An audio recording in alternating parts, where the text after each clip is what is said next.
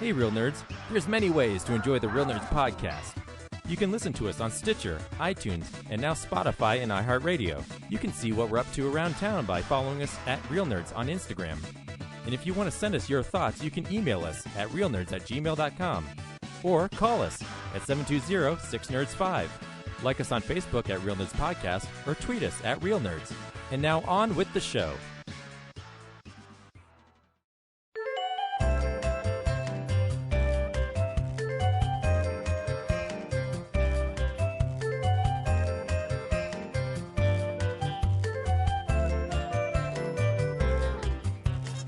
This is Real Nerds Podcast, and for 10 years, every week we have been bringing you a new podcast about a movie we've been watching. This week, it was One Night in Miami. Stay tuned to the end of the podcast where we will tell you if you should see the movie, play the trailer, and then spoil the movie. We also talk about movies that we've been watching, movie news, movies that are coming out that you can purchase, and general banter. General Banter is not my favorite member of the United States Army. It's the less-known sequel to Sergeant York. Yeah, it was kind of weird that they asked Gary Cooper's brother, Derry Cooper, to play the lead role. But hey, Brad, I haven't listened all the way through the Film Splosion episode, and I got an email from Carol saying her Film Splosion list was incomplete. Well, that's on James then, because James was the one who read it. Yeah, talk to her son. He read it. So, if you don't mind, I'm going to read Carol's Film Splosion list. Yay! We should also clarify that James and his mom don't speak to each other anymore. It's only through the podcast. James has such a big head now. He doesn't even talk to his mom about Real Nerds. She said, I was listening to Film Splosion and something went wrong with my email. James just read the beginning and said, that's it. Maybe he was a little distracted. So it was a long one. I think we were trying to wrap it up at that point. But I mean, she was the only one who sent an email at all. So I don't know what happened. He did have a new kid like 2 weeks later, so he had that baby brain going on. Yeah, that's fine. Anyways, hello there, Real Nerds. Usually at this time, I complain about the scheduling the Film Splosion so early in the year. This year, who cares? My first thought was 2020 Film Splosion. Seriously? I have nothing to say. Well, if you know me at all, you know that's never true. Yeah, that's funny. But when it comes to this year... Then come on the podcast, Carol. If you have so much to say, we would love to hear it. Yes, replace your son. And now that we're virtual on Zoom, you have no excuse. You don't even have to go anywhere. You just pop onto your computer. Bing, bang, boom, you're on the show. I've already tried. She doesn't want to be on. She likes listening. Boo. Come on the show, Carol. We don't boo James's mom. Yeah, I'm not booing her as much as her decision. Carol, you do whatever you want to do. We love you and we miss you. I checked the IMDb list of the top 300 movies released in 2020. I've seen 11 watching it now. And we only saw one of them in theater. That was on March 6th. Up until then, we saw movies that were in 2019. Crazy. I checked our history on Prime and Netflix. Not much to write home about there. We watched several series, miniseries, and older movies. We have found a few gems along the way. It has been fun and sometimes frustrating trying to find things that are good enough to recommend to anyone. The Guernsey Literary and Potato Pill Pie Society is one. The last couple movies... That's a good movie. We have watched... last couple weeks, we've watched 9 Christmas movies. Yikes. Loved The Mandalorian. Probably the best thing we've seen this year. Brad, have you continued to watch Discovery? Star Trek Discovery? No, I'm still... Yeah. I haven't watched season 3 yet. So, is there spoilers coming up? No, she says, I haven't heard you say anything about it, and I'm a few episodes behind. It makes me a little crazy. Dragging my feet on resubscribing to, I guess, Paramount Plus now. Yeah, I have it because my in-laws signed up and gave me their login. It's definitely an old person, streaming service. Yeah, they got, all the good, old TV shows on it, like Taxi and Dick Van Dyke Show, so... Yeah, but it's also the posters or selections are really big. Anyways, Um, I'm not even going to attempt to make a top 10 list. I will say a little about Let 'Em Go. Oh my, this is a very good movie. It's a really hard, beautifully told story. So intense. I agree with Brad that I expected an invitation to Peter J. Wonder Woman 1984. We decided to watch a double feature of Wonder Woman and Wonder Woman 84 on New Year's Eve. Enjoyed the first one and very disappointed in the second. So different from the first, too comic bookish. Yeah, I think the story is like, the wish granting thing is a struggle. Which is weird to say after we just like celebrated the Infinity Gauntlet for 10 years. But yeah, but like I said, the MacGuffin of artifact that grants wishes is really weird. Emma enjoyed it and holds a special place because it was the last movie we saw at Alamo. Onward. Hey. This is a wonderful movie. Enola Holmes. I'm a Holmes fan. This was a little different. I had a few issues, but had fun with it. She always surprised me with some. Bad Boys for Life. Rich said to tell you that it was better than the Man. Funny thing, out of 300 movies on IMDb list, there are 22 that I'm interested in. Hopefully, I'll hear more about them in this episode. Oh, by the way, I agree with whatever James said about McMillions. One episode was all it took for when we were hooked. Hope you're all well. I hope to see you soon in 2021. Love y'all, Carol. And new addition, Wild Mountain Time. This is such a wonderful story. Love these quirky characters and the beautiful scenery. And now that I've listened to your list, we have a few more to look forward to. Cool. I need to see Wild Mountain Time. I haven't watched it yet. I don't think Carol's going to watch Mank. I think you got to expand your Emily Blunt a-thon. I know. Fuck. Thanks, Carol. As thanks, always, Carol. We appreciate it. Maybe Corinne doesn't, but I do. I just want her to come on the show. I think she'd have a good time. I think so, too. That would be the final episode of the show, is that Carol finally comes on the show. I've been trying for 10 years. 10 long years. It's all come down to this. Carol v. Real Nerds. I lost everything. And one person brought me back. Tell me, nerds, do you bleed? Just imagining Carol in the Ben Affleck batsuit now. I do feel like maybe she should write in a little more often. Maybe just Carol, anytime you see a cool movie, just send us a quick email and let us know what it was that we're missing out on. Yeah. Yeah. Even if it's Honest Thief.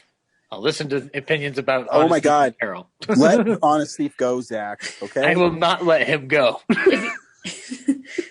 If you bring up Honest Thief again, I'll bring up Tiger King. No. Okay. I'll behave. That is so weird. Why is that the thing that triggers you? It's I thought we had passed it. I thought we were done, and it's on my own fault for also hashing up Honest Thief. So I'm to blame too. This is movie news. It's real news.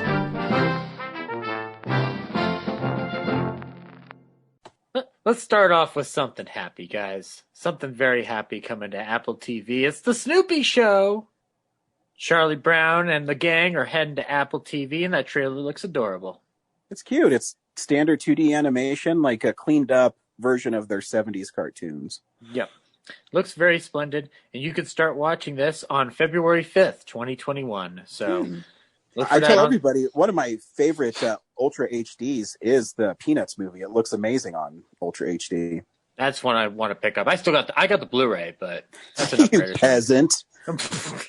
When I got it, Ryan, it was the collector's edition Blu-ray. I didn't have a 4K player. I'm sorry. I'm sorry, I swear. I did just get my phone upgraded, so I got that free year of Apple Plus or Apple TV or whatever. So I'm gonna have to log in because I've heard good things about Ted Lasso, and then also Wolfwalkers is on there. Maybe you know the answer to this, Corinne. I guess I didn't even try. Can you put it on your TV? because I really don't want to watch movies on my phone. I don't know. I mean, if you have Apple TV, obviously you can, but I don't have an Apple TV, so I have no idea. Fuck. I'll look that up. Hold on. I will look it up and I'll get back to you. I got a new iPhone about 8 months ago, and I got it free as well. And I have not watched a single thing. One, the interface is really clunky because when you open it, it doesn't just take you to Apple TV Plus. It takes you and shows you everything you can watch on Apple TV, which you have to pay for some of the stuff. You have to actually select that you want to go to the stuff that you can stream. So it's kind of annoying. Okay. I mean, well, yeah. Amazon used to have that issue. They don't anymore. Now the answer to your question, Ryan, is yes. You can watch Apple TV Plus shows on non-Apple devices.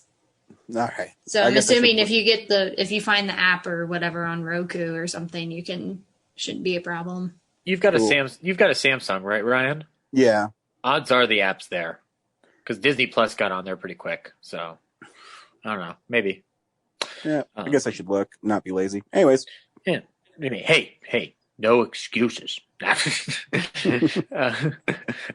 Anyway, moving on though, Corinne mentioned Apple TV Plus and Apple Plus and all the plus signs. CBS All Access, which is the non-plus titled streaming service, will now be becoming Paramount Plus, thus conforming to everybody else.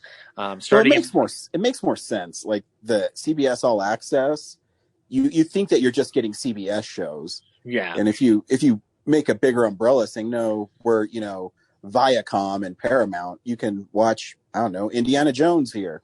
Yeah. And actually, this will be the great place for you to pick up eventually films such as A Quiet Place 2, Top Gun Maverick, Snake Eyes, Clifford the Big Red Dog. Oh, wait, no, I forgot that we're not talking about that movie. And the movie Rumble. So, yeah, I mean, it makes sense that they're doing it. I just don't like the name Paramount Plus for whatever reason. I wish they had come up with something different, but that's whatever. It's nitpicking at this point. But yeah, it looks like starting in March, the rebrand will be fully operational in both the United States and Latin America. So yeah, look forward to Paramount Plus. Ryan, there's some news that you can probably shed more light on than I can. There's going to be a Spider-Man ride in Disneyland for the Marvel world. Yeah, it's called Web of Spider-Man. It's awesome. They announced it coming about a year and a half ago, and it was supposed to open, I think, in June of 2020. Wait, what could have caused it to delay? Oh, wait, never mind. Yeah, so the whole Avengers campus, or whatever it's called, Avenger Academy at Disney California Adventure, has Spider-Man, it has the Guardians of the Galaxy ride, an Avengers ride, and it has a lifelike animatronic Spider-Man that swings from building to building. And I'm guessing part of the deal with Sony is Tom Holland is Spider-Man in the ride, and it looks awesome. Is the Spider-Man leftover from Turn Off the Dark? I hope not. It's going to kill that Brad. It'll kill people. I think if you go online and go to YouTube, you can type in Spider-Man Disney animatronic, and they have a preview of what it does. It's pretty impressive. Has it at any point said that it has to eliminate the human race? No, we're good. Okay, good. Just as long as you don't use flash photography. Okay. Nice Simpsons poll. That's old Simpsons too. Yeah. Now, remember, Ryan, we parked in the itchy lot. No. There, we made it. Let us never speak of the shortcut again. Well, anyway, yeah, be sure to go check out the Spider-Man ride, and don't forget to get your Bort license plates at the new 20th Century Fox booth over at Disneyland. Moving on, I know I said some stuff about Liam Neeson the last couple of weeks, but I have a moment where he can redeem himself, because it seems like Seth MacFarlane wants to reboot The Naked Gun, and he wants Liam Neeson to take on the Frank Drebin role, and I'm not opposed to that at all. I think it's a great idea. Why? Because Liam Neeson sounds like Leslie Nielsen? Maybe that's his thinking, and you know what? That's fine. Let him do that. I just like the idea, though, primarily because Liam Neeson has done really well doing straight delivery in comedy films recently, like the Lego Movie. So this isn't out of his wheelhouse. Well, I think in is it Ted 2, where he's with the Lucky Charms with the box. Lucky Charms is amazing. Yeah, and part of that movie. And he could literally be so meta that the new Naked Gun movies could spoof his Taken movies while he's being Frank Drebin, and I think that's a brilliant idea. Yeah, and actually, I know this movie doesn't get talked up enough, but I like him in A Million Ways to Die in the West, so he knows how to play off of other comedians. So, we'll see what he can do with things. But anyway, I hope that another happens. option would be Daniel Craig. If you've seen that SNL skit where he does like a Bond parody with all the like regular people in the casino, like you can tell like he's having a lot of fun with it, and he's actually got some pretty good comic timing. But he's got Dubois now. He's got Ryan Johnson. He doesn't need Seth MacFarlane right now. It's a different situation. He's going to solve mysteries. I mean, why not both? ¿Por qué no los dos, Zach? But just okay, sure. I mean, fine. So you're saying you don't want Liam Neeson to get work? I mean, he can. Why? Maybe they could do it together.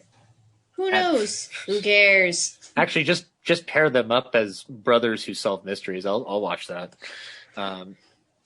Anywho, let's move on. More things are shuffling again and again and again. Amongst the latest reshuffles are Last Night in Soho, Nobody, Ghostbusters Afterlife, the Uncharted movie that has yet to reveal itself as actually happening until I see it in front of my eyes. And Top Gun, not Top Gun Maverick. No, No Time to Die. Sorry, No Time to Die, which has now been delayed again to October 2021. So suffice it to say, everything's moving around. There's some interesting, at least clarification coming from Searchlight Pictures, though. They've had a whole slate of things. The Night House, The Eyes of Tammy Faye, and they've had two Guillermo del Toro projects, one of them being Antlers, which is directed by Scott Cooper, which now has a new release date set up for it. You'll be seeing that on October 29th, 2021. And Guillermo del Toro's next directorial effort since The Shape of Water, his remake of the movie Nightmare Alley, which is a noir film involving carny folk. And you will be able to see that remake on December 3rd, 2021, which also features Willem Dafoe. And that's the best. Have you ever seen Nightmare Alley, Brian? I have not. You might want to look it up before the remake comes out. It's a very heavy noir that has the censorship issues by the very end of it, but it drags you deep and deep and deeper than you think you could go at that era. It's really good. Nice. And then we'll move on to some Disney Plus news. This February, all 5 seasons of The Muppet Show are coming to Disney Plus, and the only reason I announced that is because, hooray! Hey Ryan, it's time to play the music, and it's time to light those lights. So you'll get all 5 seasons of that. This is the show they did in the 70s, where it's a little bit more of a mix of adult and children's content. Got guest stars like Alice Cooper, Mark Hamill, Elton John, Liza Minnelli, Gene Kelly, all your favorites that you don't remember unless your parents told you about them. You can watch those. And Steve Martin, too. Everybody remembers Steve Martin. There's some theater news that we'll just shake off of our backs right now. Movie theaters are still struggling within all this. AMC is keeping bankruptcy at bay. And Regal Cinema has now decided to join the club on the whole release windows deal in order to stay afloat, which, I mean, they've got a reopen period, so I guess they're going to hold on to whatever option they can.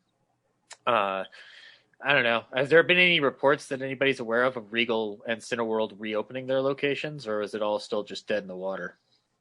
I haven't heard anything. I mean, I just read an interview with the head of AMC, and they got enough money to make it to the end of 2021. Mm-hmm. So I think a lot of people were pissed at Warner Brothers for what they're doing.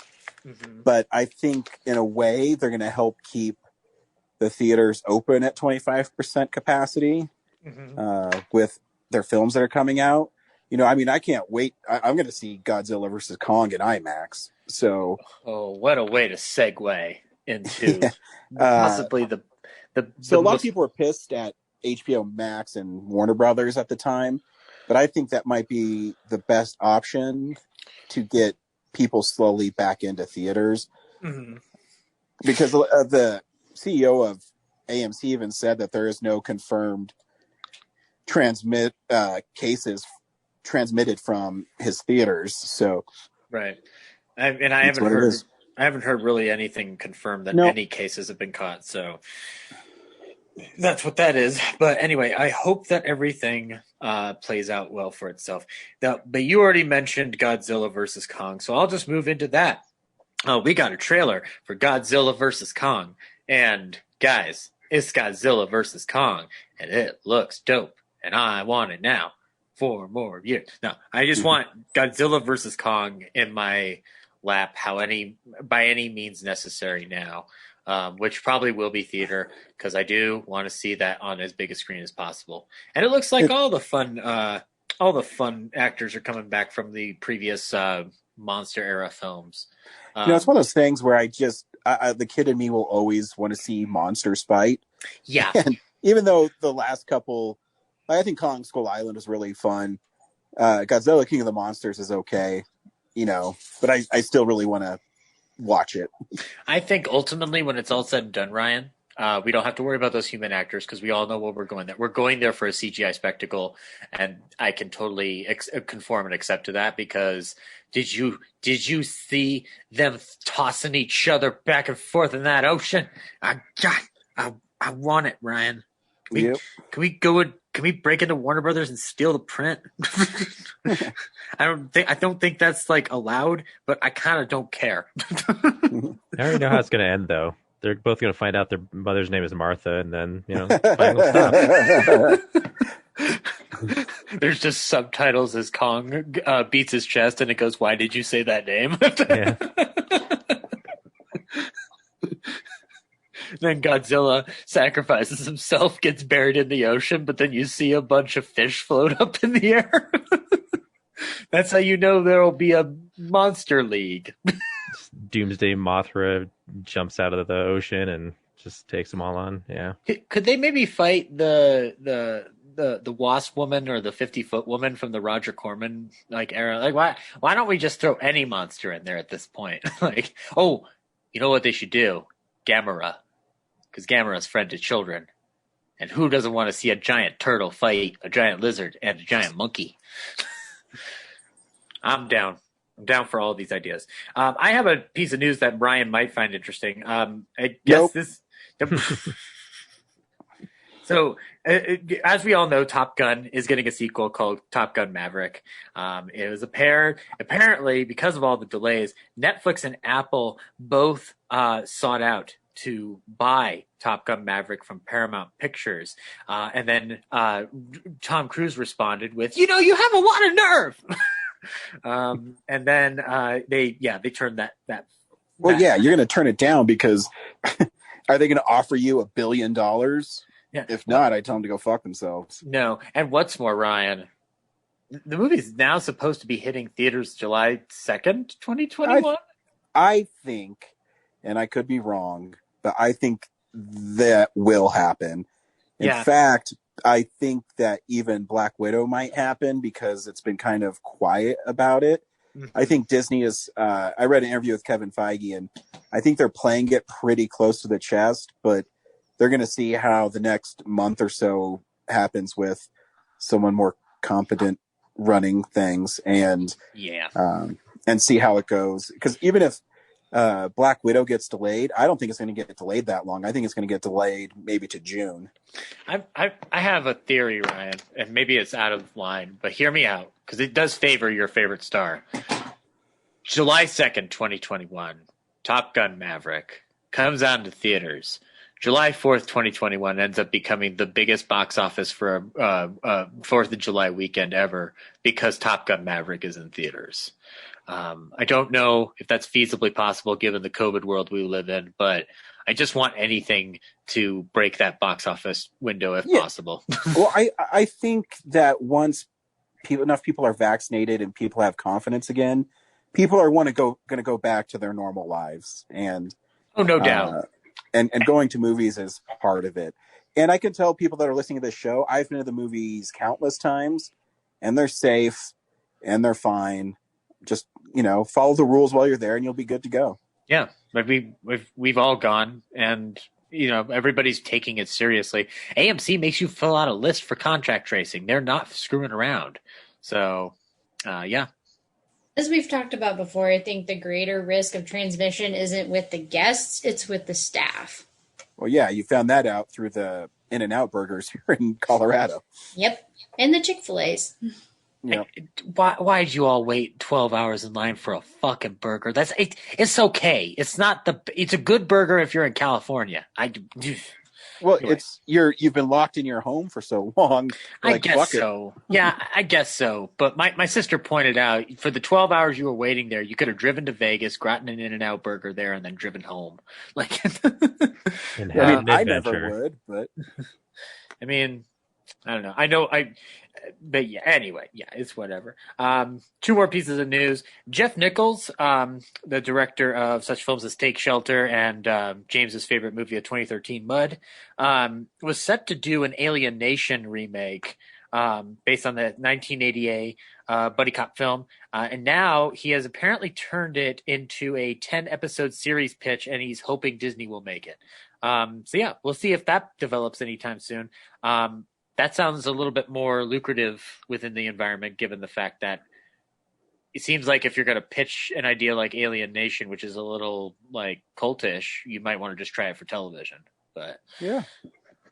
Anywho, I don't think I've ever seen Alien Nation, and I kind of want to watch this movie now. It's got James Caan and Mandy Patinkin in it. Looks like some fun.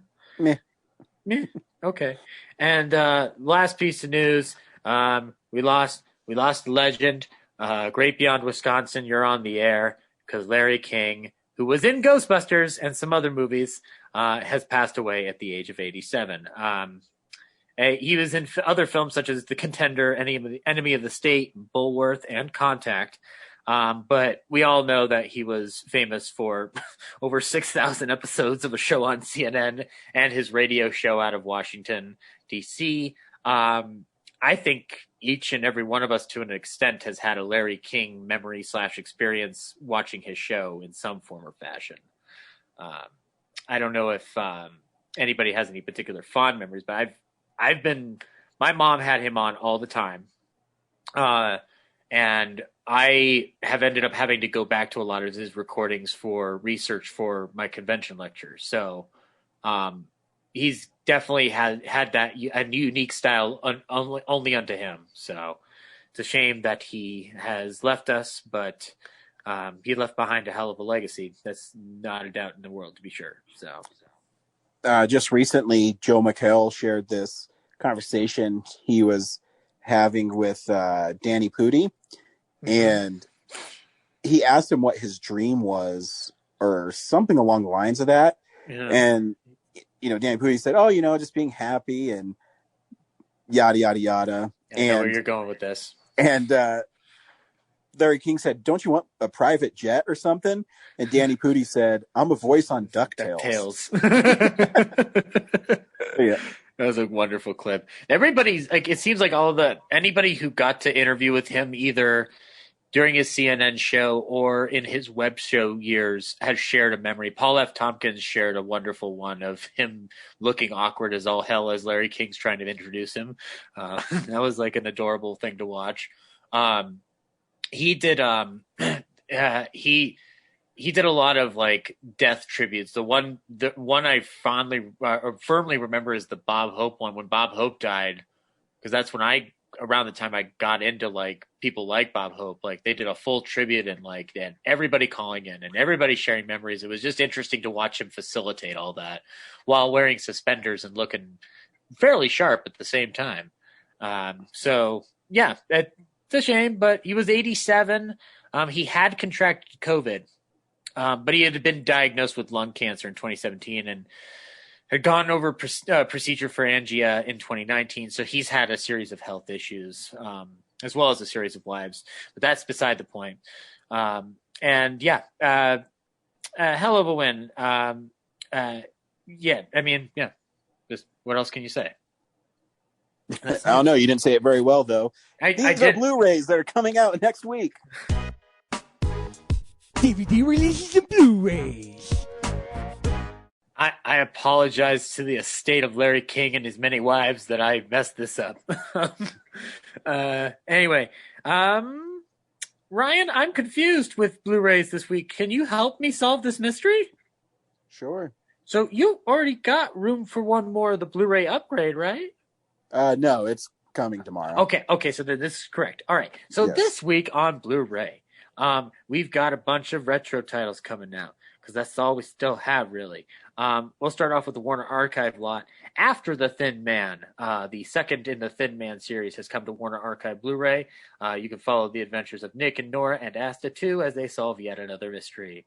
You can also get Room for One More with Cary Grant and Betsy Drake. Whoa. Let that breathe. You can also get Room for One More with the incomparable, the stylish, never goes out of style, classic cool Cary Grant and his second wife. I'm sorry. Yes, you're right. Let me can I rephrase it real quick, Ryan? Yes. Okay.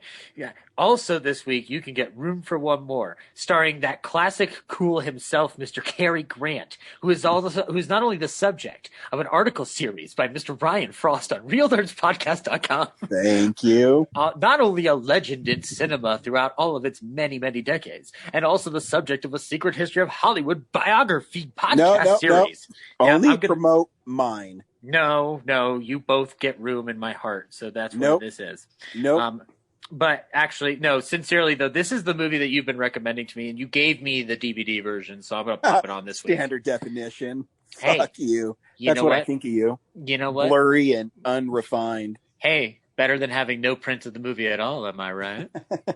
Considering that all the research material I've had to watch last week has been standard def from Warner Archive, I consider myself a pretty lucky man that those even exist, period. Because they don't even need to. Even their DVDs on Warner Archive are actually pretty nice. Like the I got one of the Mortal Storm not too long ago, and I haven't watched the full movie, but I popped in to see how it looked, and it looked fantastic. And I'm like, this is a off the wall early James Stewart movie. So I mean, I get the impression that just from the way Ryan talks, like he would go blind if he saw my DVD collection. He'd be like, "What DVDs? I can't be Look at all that anti-aliasing and jagged lines and unsmoothness and crushed blacks.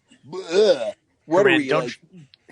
Don't show him all the scratches on those discs. I guess if any criminals in Idaho Springs want to get away from you, all they have to do is like start throwing DVDs at you, and you'll just be like, "Oh no!" And then they get away. I'll be going like, "What the fuck?" That would be an amazing cop chase if Ryan was like supplanted by used DVDs from Corinne's library. It's like, My Fair Lady, no. I gave My Fair Lady DVD away because I have the Blu-ray now, so I don't need it. But I still got my little Princess Snap case over there. Snap cases are nothing to sneeze at. I like the way they look on a shelf. Anyway, if you're looking for some more modern fare and not black and white movies that only Ryan and I care about, you can watch Southland Tales from 2006. This is Richard Kelly film. That's fucking a weird movie. Yeah, that confused a lot of people. Has Kevin Smith in it as a legless war vet and Dwayne Johnson. But yeah, you can check it out, and hopefully it has the comic attached so you can catch up with the entire story, because that's apparently how it's supposed to be watched. There is a new release this week. Is Fat Man with Mel Gibson, Walter Goggins, the 2020 movie about trying to hunt down Santa Claus. See if you want to pick that up, you're more than welcome to. Criterion is putting out The Ascent from 1977. I have no idea what this is, but maybe somebody out there does. AGFA is putting out the AGFA Horror Trailer Show. Which have they done this before, Ryan, or is this a new thing they're doing? Doesn't sound familiar, but that'd be cool. Watch a bunch of shitty trailers. Yeah, that's AGFA. It's the same organization that helps run a lot of stuff at the Alamo Drafthouse, which I'm hoping that when they are back up in full swing, that they have more series like that. Here's a Batman movie coming out. Batman Soul of the Dragon. Brad, what do you know what this is? Is this an adaptation or is this just an OG thing? I've lost track of the straight-to-video Batman stuff. I think it's a original story. It takes place in the 70s. It's like a martial arts kind of movie. Ooh, I'd be down. Did I watch Batman? Yeah, I watched Batman Ninja. It was fine. So maybe I'll enjoy this. I don't know. The Pajama Game with Doris Day coming to Warner Archive. That's a film that I believe James has talked about. ? I don't know. And then I remember I watched that a long time ago, freshman year of high school, because that was our musical for the year. You did the Pajama Game as a musical? Yep. Well, I wasn't in it. I just did the lights, so. Well, yeah, like a champ. But like I just that's cool. That sounds like a fun musical. Don't know, I don't know. We watched the movie for some reason. Research, Corinne. You need to know how to light this thing properly.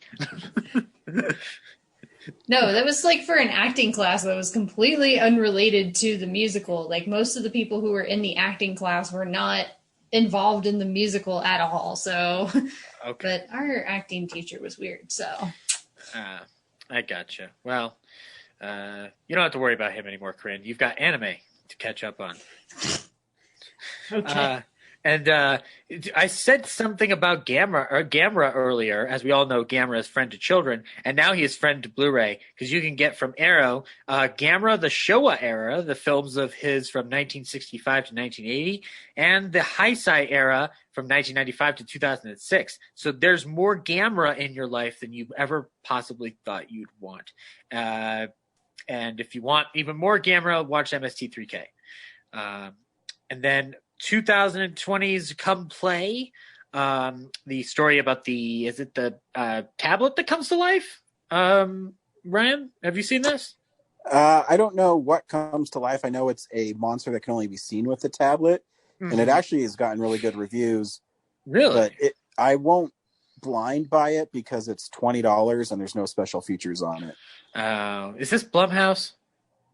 I don't know. It's a Universal film, and they're notorious for their movies that aren't really big box office films to be released for some reason really expensive on Blu-ray with no special features. Yeah, that's a shame. You know what will have some special features, I'm sure? Vinegar Syndrome is putting out Fade to Black from 1980. This is the film that has definitely not aged well by the premise alone. A shy, lonely film geek goes on a killing spree against those who bully and browbeat him, while at the same time he stalks his idol. So yeah, if you want to check out Fade to Black, this is a rather famous slasher film and it's featured in nearly every documentary about a slasher movie. At least the poster is. So yeah, Ryan, have you seen Fade to Black? Nope. Neither have I. Maybe we'll have to check it out and see what it's all about. I do recall it being discussed as a title that was hard to acquire for some companies, but it's all I recall at the moment. And that looks like it's about it, unless I'm missing something. There's a lot of anime that maybe Corinne knows about, but I don't know. Yeah, that's Blu-rays, guys. There's more stuff next week, trust me.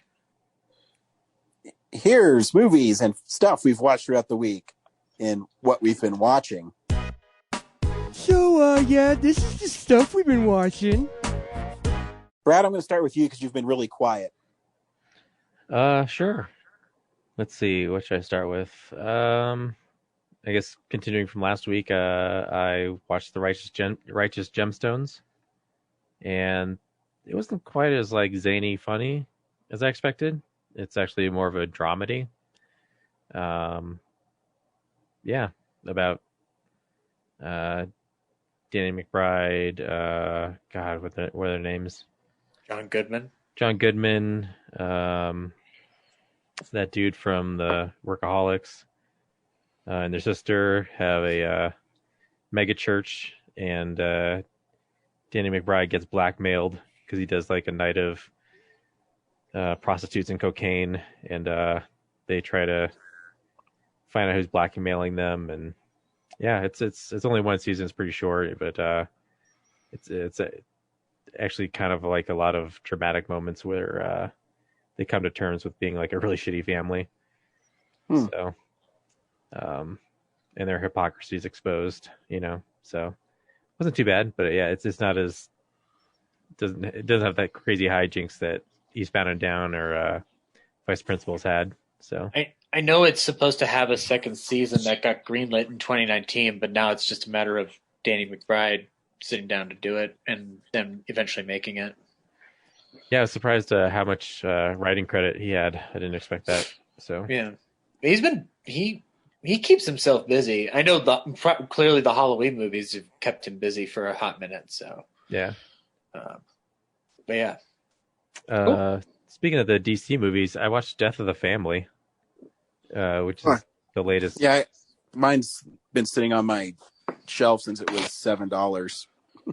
Did you call in to find out who would get to decide who would get killed, Brad? Or no, I watched it streaming on HBO Max, so it's linear. Like you just watch the thing, and yeah, the title story is only like 20 minutes of it. Really? Yeah. Okay. So it's like just like what happened with the Killing Joke. Wait, someone pick one. Oh, that I was saying it's just like what happened with the Killing Joke. No, like the Killing Joke was stretched out and padded to like what, an hour? Yeah, probably. But 70 minutes. This is just Bruce Wayne sitting in a diner. You eventually figure out he's talking to Superman, Clark Kent, and he's just telling you what I remember reading from that book of the Joker beating up Robin to death and blowing him up, and then how Robin turns into Red Hood. Yeah,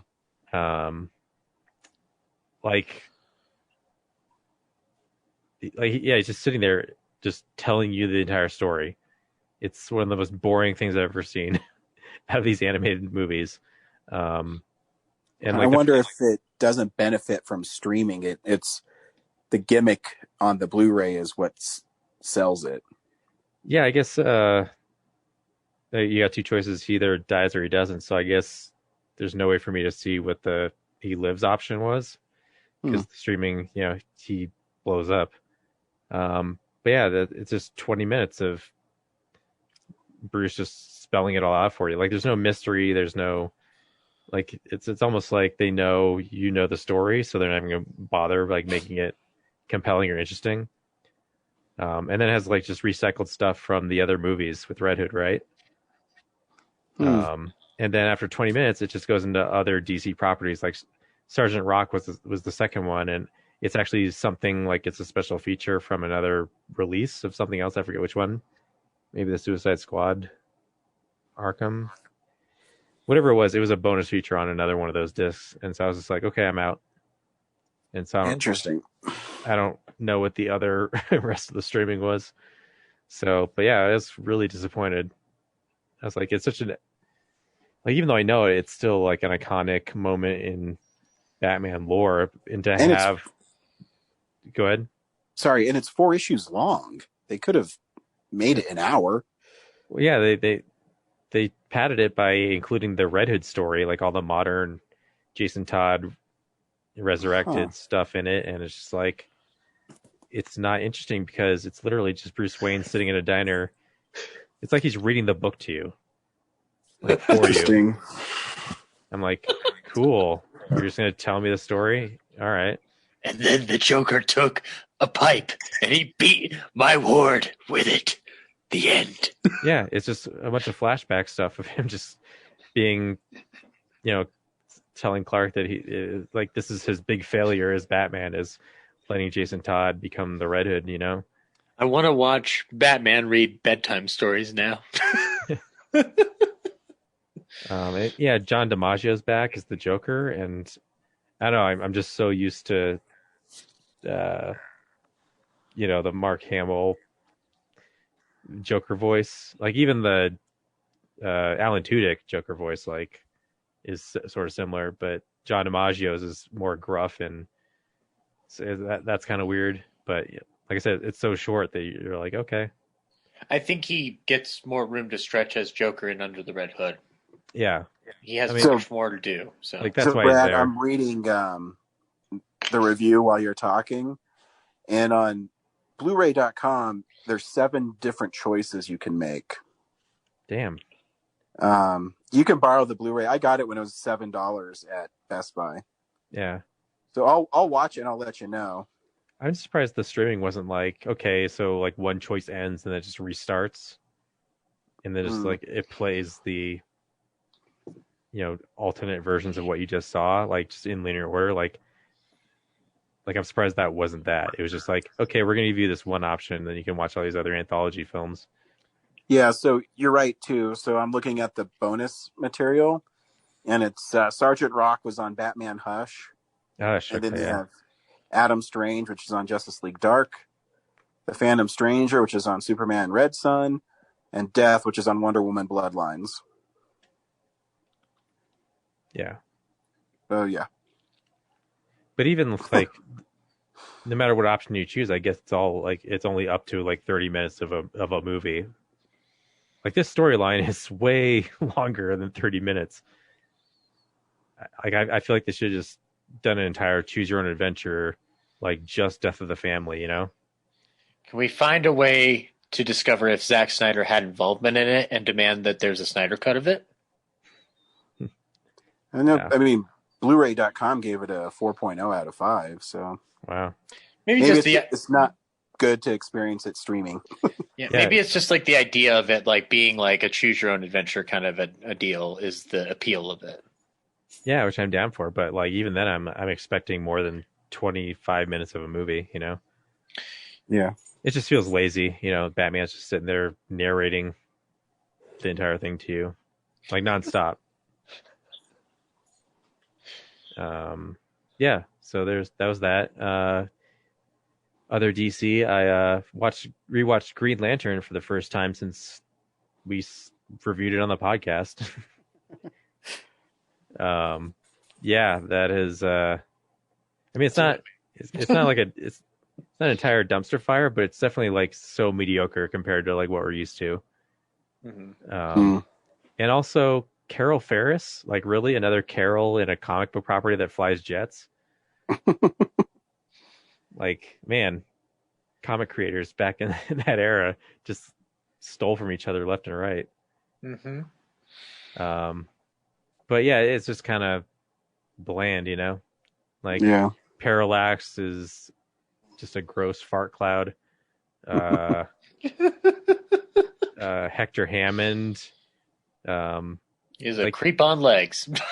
Like he's already got like enough of a story of where he's frustrated that his senator dad thinks he's a loser, but then they like shoehorn this really quick like, I've been in love with Carol Ferris this whole time and I'm jealous that Hal Jordan gets to be with her, like that's his motivation by the end. I'm like, the senator dad thing was pretty strong. I don't know why he lumped that on top of it. Like the movie doesn't start out with him frustrated with Carol at all. And he seems like a pretty good guy until the like whatever fear organism infects him. Yeah. And then all the like the green suit doesn't hold up well. Animated suit and mask. Yeah, I haven't seen it in 8 years, 9 years. How long has it been? 2011. 10 years. So yeah. Jeez. Yeah. 10 years. It's like our third episode. Wow. If I want to watch Tim Robbins as a senator, I'll watch Bob Roberts again. Yeah, but it's fun seeing like Taika Waititi in there as his like friend who is sort of inconsequential. He's just there because whoever's writing it was like, well, he needs a friend, some kind of best friend. We need Alexander Knox type knockoffs here. Can you get me anybody? Taika Waititi? I've never heard of him. All right. You just need some comic relief in here somewhere. Yes, exactly. It's otherwise bland movie. Yeah, and then actually I forgot like Hal has this backstory where his dad, died in a quick like jet takeoff. And then his brothers, I guess. Like this is early on in the movie. He goes to visit his brothers, and they're all frustrated that he too almost died in a test flight thing. And then he has like a scene with his nephew, and then like those people never come back in the movie. Yeah. Oh yeah, Back to the Future 3. Talked about a lot, but this time I appreciated more is like, and I don't think it gets talked about a lot, is how great Christopher Lloyd is at playing 1955 Doc Brown versus 1985 Doc Brown. Mm-hmm. Like it's amazing, like how subtle his performance is. That when he's back in 1955, you feel like there's a certain distance for him. Like he still treats Marty like Future Boy, and then once you've crossed over into the Wild West, like you feel like they've had this, long time relationship. Yeah. Yeah. It's just impressive, like just how subtle that is. I mean, realistically, Part 3 is his movie. Yeah, it's. Part 3 is his movie, but it's also like the Marty storyline. So they took the first movie and then just re-engineered it so it's Doc Brown's story. It's great. Yeah. And it's amazing how much those characters grow in like what's, I guess, a week and a half's worth of. Yeah. Well, time means nothing in there, so yeah, it's a week, but it's been years. As I was watching, I was thinking like, what would happen if they went back through time more and more often?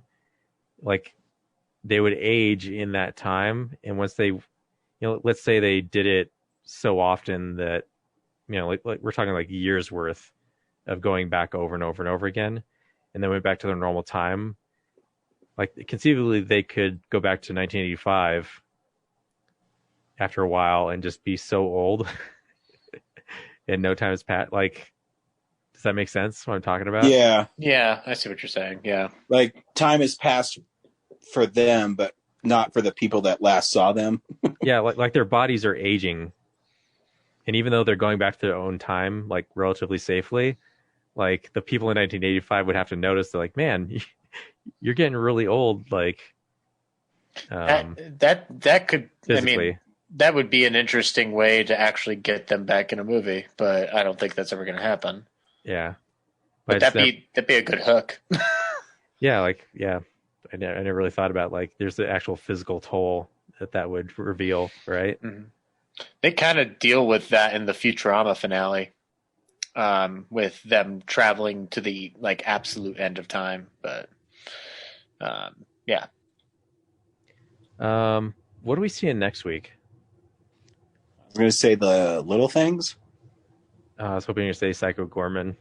Or we can do Psycho Gorman. I mean, that one's a little harder for everybody to see, I think. Well, it is streaming, so should be okay. I mean, you have to pay for it, but you also have to pay to go see movies in the theater. Yeah. So I'm just saying, like, I really enjoyed it. So, like, I don't want to like blow everything right now talking about it. If we're gonna just go see it in the future as an episode. Okay, we can do that, or you can talk about it, either or. Maybe you can just say whether you liked it or not. I really liked it. I don't want to like spoil it. I mean, it's not like it's a spoilery movie. It's just, I'll just say that it's like if Jean-Claude Van Damme's Dan Van and Adam the Amazing Zombie Killer had a child. Then this is it. Yeah. I did not realize going in that it was from the makers of Father's Day and like Manborg. yeah, it's pretty gross but fun. And from the director of Leprechaun Returns, Leprechaun, Returns, I think it is. Yeah. So we'll talk about it on the episode. And then I saved this last thing because I think maybe some other people watched it. WandaVision. Yeah. Segue into. Oh yeah, nice. I forgot about that. Yeah. As a Dick Van Dyke Show fan, I love the first episode. Yeah, it's great. She even has a line where she says, "Well, if you don't know, I'm not going to tell you." Yep. And that brought a lot of joy to my heart. And he fixes his tie like Van Dyke did. Yeah, like the set design is, it's different, but it's so much the shape of that set. Well, what I was telling you, I think it's reversed, like purposely opposite, because in the Brady Bunch episode, the stairs are on the opposite side as well of where it is on the TV show. So in the TV show, I don't know if anybody remembers, you'd see the staircase on the left. In WandaVision, it's on the right. So I think it might be on purpose.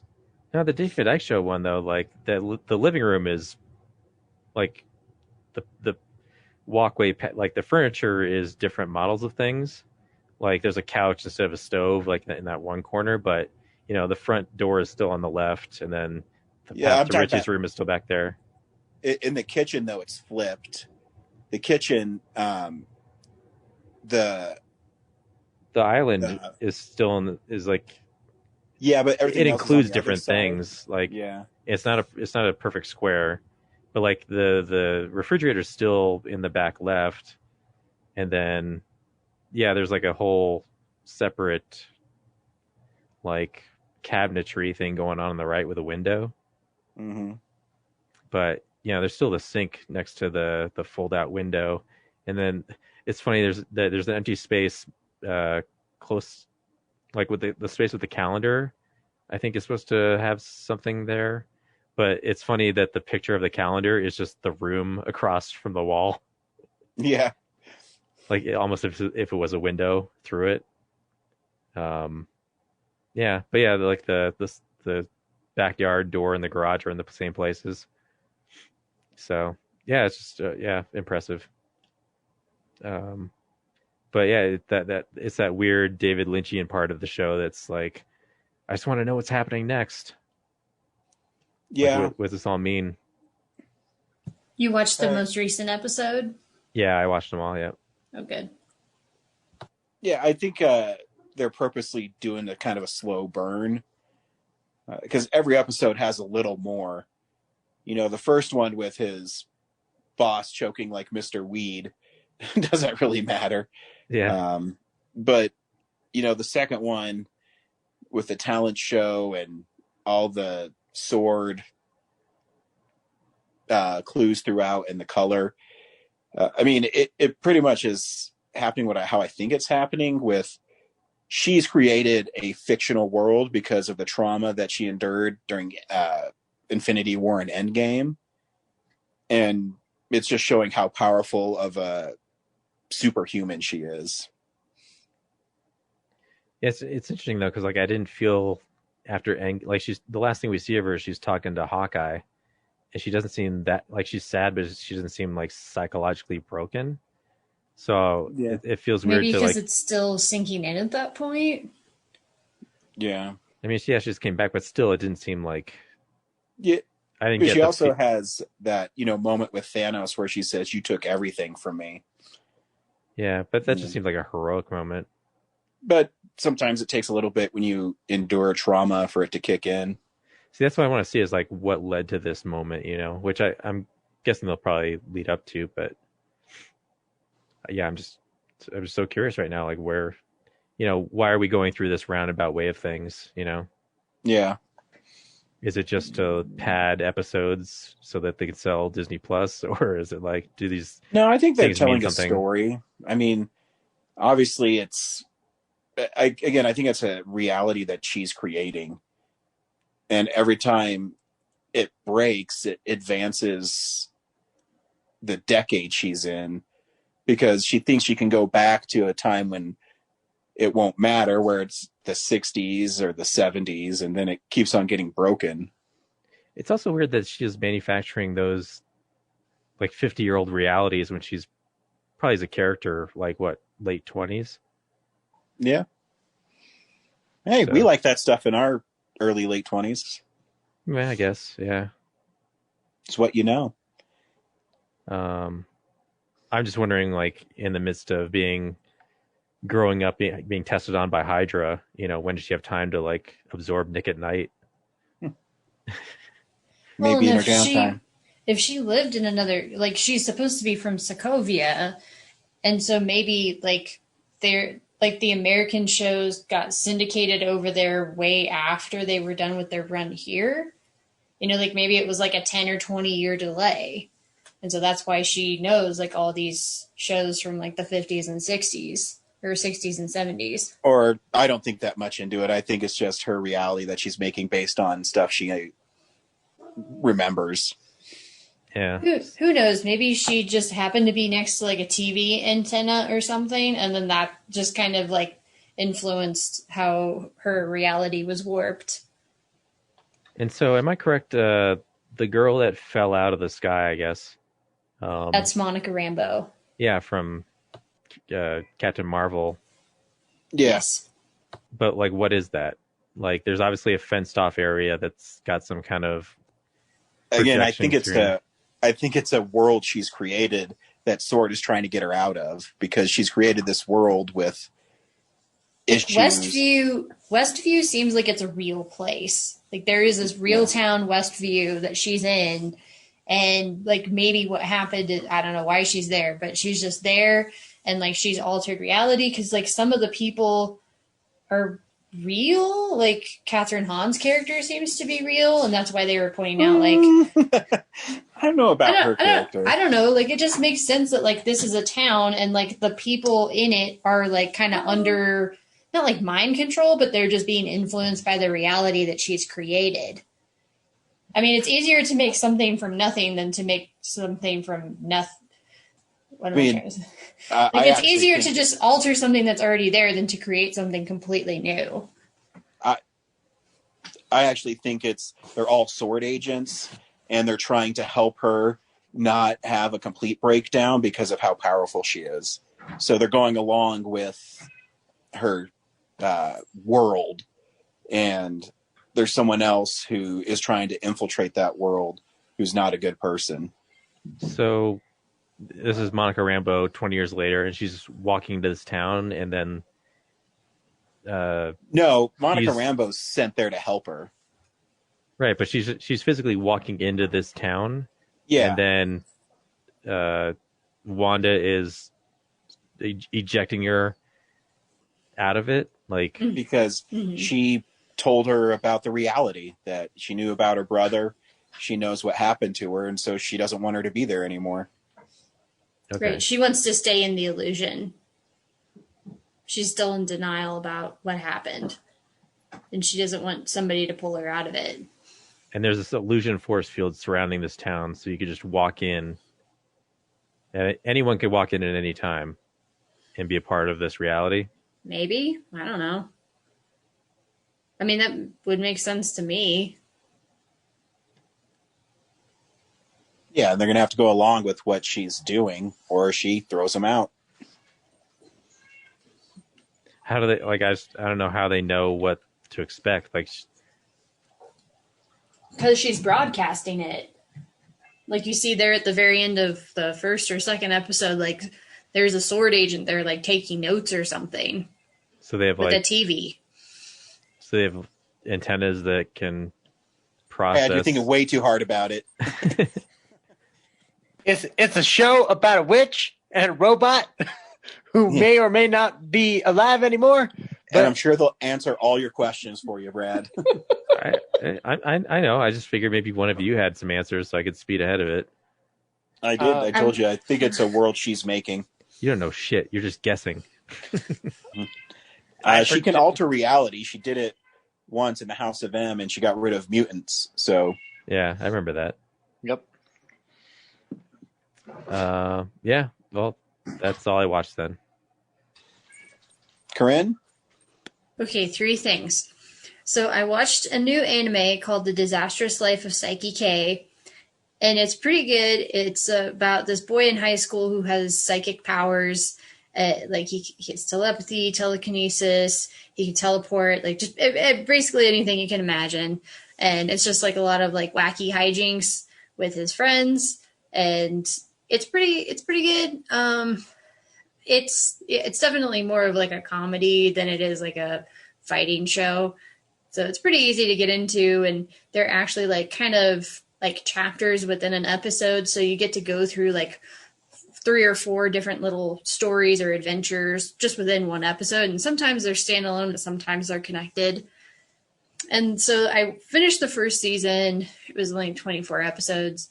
And I started the second season, but it's the second season's only in the Japanese dub or the Japanese audio with the English subtitles.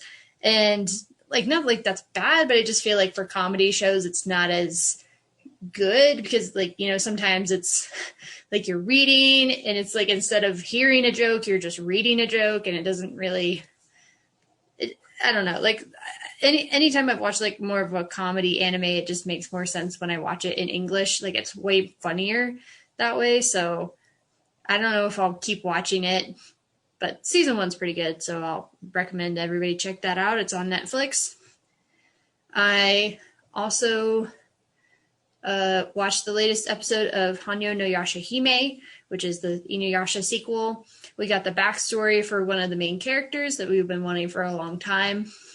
And it was pretty good. My only qualm with it was that there's definitely a lot of story material there, and they could have easily made it a 2-parter because they felt like they just really rushed through it. And like some of the story beats felt a little off.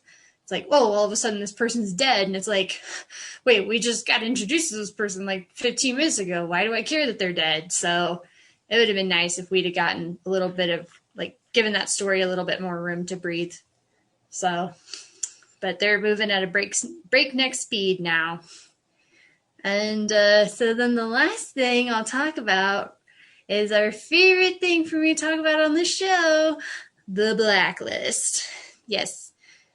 Winter, spring premiere, whatever. The Who Cares, the show's back on premiere. Exactly. So Ryan has already checked out premiere. No, don't worry, I'll stick around and make coy commentary.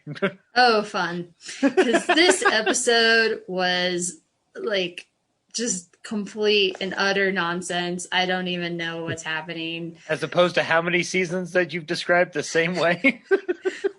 So I went on a Twitter doom scroll of people's reactions to this. I haven't seen this episode, but yeah, I'd never seen so many people confirm our lack of appreciation for this series now. It's pretty impressive. I just hope that like it falls out of favor and like this show just ends. Like it just needs to end already. Please, NBC, Universal, whoever is in charge, cancel this show. I need my life back.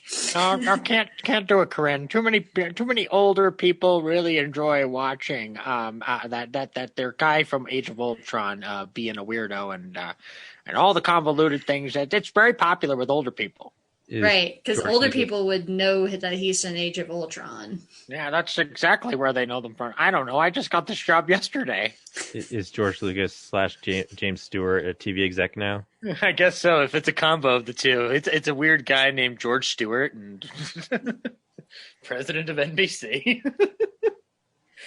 So this episode picks up right after Red killed Liz's mom. And of course, wait, but wouldn't that be his wife? What's going on here? What? No, isn't it supposed to be their father daughter, whatever? No, they're definitely not father daughter. Oh, ugh, gross. No, he just stole her dad's identity. He's not actually her dad, Zach. Thank you very much. So, yeah, we pick up where Red killed Liz's mom, and of course, Liz wants revenge because, you know, even though she has a daughter and a full-time job, like, for some reason, she doesn't have a life. So, she's like, I'm gonna go and kill Red. So, she puts some C4 in her car door, and she basically, like, uses emotional leverage to be like, well, you have to ride with me to this like funeral for my grandpa. So he's like about to get in the passenger side door and set off the bomb. And instead he just coughs up blood onto her window. And I was like, what is happening? So then they have to rush him to the hospital. And of course she still wants to kill him. So she gets some person who I barely remember I was like, who is this lady? I don't even remember. She gets some woman to place the C4 on Red's hospital bed and just about blows up like the entire like wing of this hospital. It's like, okay, so Brad knows, like, Liz had like serious brain damage in season 5. Like, she was in a coma for 10 months. And I'm really starting to wonder. Ryan left. He sent me a message. It just says, fuck. And that's a gift of Peter Griffin hanging himself.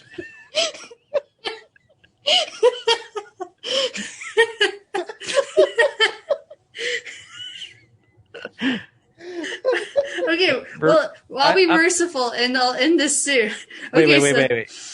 Like, this is how dumb Liz is. Like, Red is obviously terminal, and she can't wait for him to die. Like, she just let him die on his own, but she has to blow up a hospital and take others with him. And I don't understand. Like, it was enough C4 that it went through the first wall, hit the hospital bed, went through part of a second wall. Like, people are just like, I'm surprised nobody died. It's only because movie magic or film magic, TV magic, whatever, that nobody happened to die. Like, Wrestler just gets like a sexy scrape on his arm or something, and that's it. So stupid.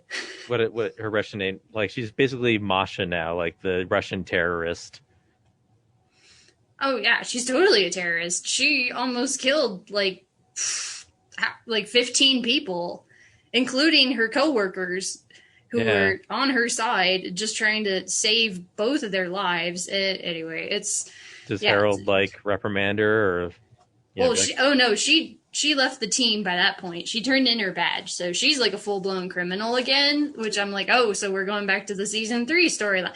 There's nothing new under the sun. They ran out of ideas for the show back in like season 4. And they just need to please, NBC, please cancel the Blacklist so that Ryan will no longer attempt to kill himself. And I can stop talking about this show. I feel like you guys describing the Blacklist all this time feels like the failed pitches for like 19 McBain movies in the Simpsons universe that just never worked out.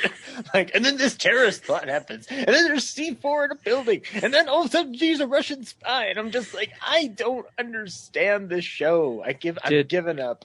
I don't understand, like, why she had that much C4, because she just wanted him to get in the car door initially, right? So I'm like, but she was on the other side of the car. It was enough C4 that it would have blown up the entire car and probably, like, either killed or seriously injured her, too. So I'm like, okay, what was your plan? Murder-suicide? She's not on the team anymore. Where'd she get C4? Oh, she basically stole it from the FBI. She stole it from J.K. Simmons and the Lady Killers. By the way, what number was Katerina Rostova on the Blacklist? I don't remember, like 4 or something. I'd have to look it up again. What number am I on the Blacklist? You're number 1, Zach. You're shut up. Stop interrupting me. That's your number. I am psyched. It seems like they are setting up that Red is number 1 and Liz is number 2. Oh, yeah. So, well, actually, Liz is supposed to be the blacklister in this next episode. The episode we're supposed to get next week. Right on. So, crap. It's not telling me. I can't find it for a quick Google search. Anyway, I'll figure it out later. So, that's all I've been watching. Zach, please take over so Ryan doesn't kill himself. Oh, he did. Ryan, are you breathing? Are you okay? Oh, wow. Just like, luckily I didn't cinch the noose too tight and I came back. Okay, well, Ryan. My wife just walked in and she's autoerotic asphyxiation. No, no. Ryan went out to because that David means I'm Carradine being route. turned on by what you're saying. No, Ryan, you're getting turned on by almost hanging yourself. Yeah, Ryan, you're aroused by the fact that you'll be relieved of this pain. I might do it now. Jeez. Ryan was about to cross over, and then his son walked in the room, and he looked into his little boy's eyes, and he was like, "No, I got to keep going." Yeah. Remember, you need that Halloween sequel, Ryan. Well, Yes. I'll tell you a funny story. I told Kellen today when I picked him up from school that I was doing this podcast later, and he said, "Is Corinne going to talk about the Blacklist?" And I said, "I don't think so." And here we are. Oh no! It's all Kellen. It's all Kellen's fault. He jinxed it. Well, I mean, if you were following me on Twitter Friday night, that should not have been a surprise. No, you sent me a video link, and I was still at work, Corinne, and I didn't see it. Sometimes follow you on Twitter, Corinne, but you also spoil a lot of stuff, so I don't follow you on Twitter. Okay. I got to make sure if it's something I want to watch or something like that I don't go on Twitter because I know you spoil it. What is there for me to spoil except for maybe WandaVision? Yeah, that's what I mean. Exactly. Okay, I'll just make sure I don't spoil WandaVision then. Thanks. Were you sending me live videos of you watching The Blacklist while I was trying to watch Psycho Gorman? I didn't know you were doing that, but I just sent you an invitation. You can decline. I don't know how that part of Twitter works. So I tried to pull it up, but by that time it was too late. It was already gone. Yeah, I don't know what the hell happened. I figured you could just watch it later, but for some reason that didn't work. It's okay. Twitter. You didn't miss anything. Just me having a seizure. I felt like that scene in Emma where her nose starts bleeding because she's just like Emma's brain just shuts down. That's pretty much what happened. Yeah. Zach, what'd you watch this week? Okay, I'm going to calm you down, Ryan. I'm going to calm you down. We're going to talk. Do you want to talk about The Haunting by Robert Wise? How about that? You like that movie, Sure. The Haunting? Sure. Okay, cool. I rewatched it exists. Well, you kind of broke my heart there. Yeah, I rewatched The Haunting. I hadn't watched it in a while, but I did it for a ballyhoo, and I really liked that movie. I ended up watching it twice in the weekend. The movie's fantastic. Considering what you have to work with in 1963 and approaching it from the Val Lewton perspective of show very little in order to inspire terror in the audience's mind, I think it works beautifully. The one thing in the film that I was kind of marveling at, and I hadn't really wrestled with it before, is Russ Tamblyn in the movie, who plays the skeptic. When I was going in for the first rewatch, I was like, oh, he's just the non-believer. He's not going to believe in the ghosts. And then he'll go through his journey again.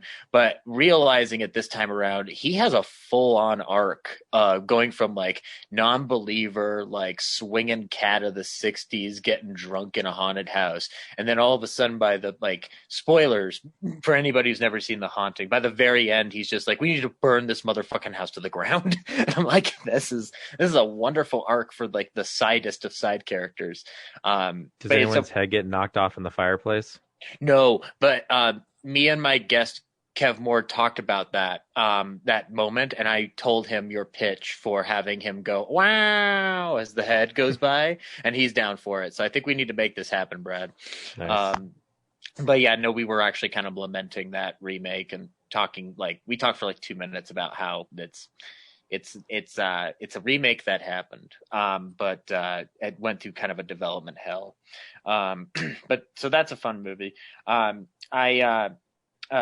rewatched My Man Godfrey for another recording. That movie's still wonderful, very, very prescient to today. The wonderful execution of direction from Gregory LaCava, and I appreciate Carol Lombard in that movie, obviously, but I really focused on her this entire rewatch. Powell's great, but Lombard's kind of pulling off a weird miracle in that movie of playing a ditzy socialite, clueless socialite who has such a big heart on her chest that it's just impossible to look at her the same way you do the rest of the family that she's stuck with. and also the redemption of her sister in that movie is remarkable to watch too, because it's almost impossible given the way the character's written, but it's still beautifully directed movie about the forgotten man and Depression era America. I've started doing some research for my lecture for a convention for Jack Benny fans, and so I rewatched the Hollywood Review of 1929, which, if you've never watched this movie before, you don't really need to. I like it because Jack's in it, but that's not saying much. It's very much a review of its era. It's basically like a Broadway show of that era. You'd have an MC come out, introduce several acts, and then you watch musical numbers or stage comedy acts. And the benefit of the movie is watching certain acts that don't really get a film career after this. And watching basically Jack do his vaudeville routine early on before he really moves into radio. The Warner Archive, we were talking earlier, Ryan, about Warner Archive DVD transfers. Uh-huh. This one doesn't look too bad. And it actually has, one of the key things about this is one of the first cinematic interpretations of the song Singin' in the Rain, which is comprised of a color sequence amidst a primarily black and white 2-hour movie.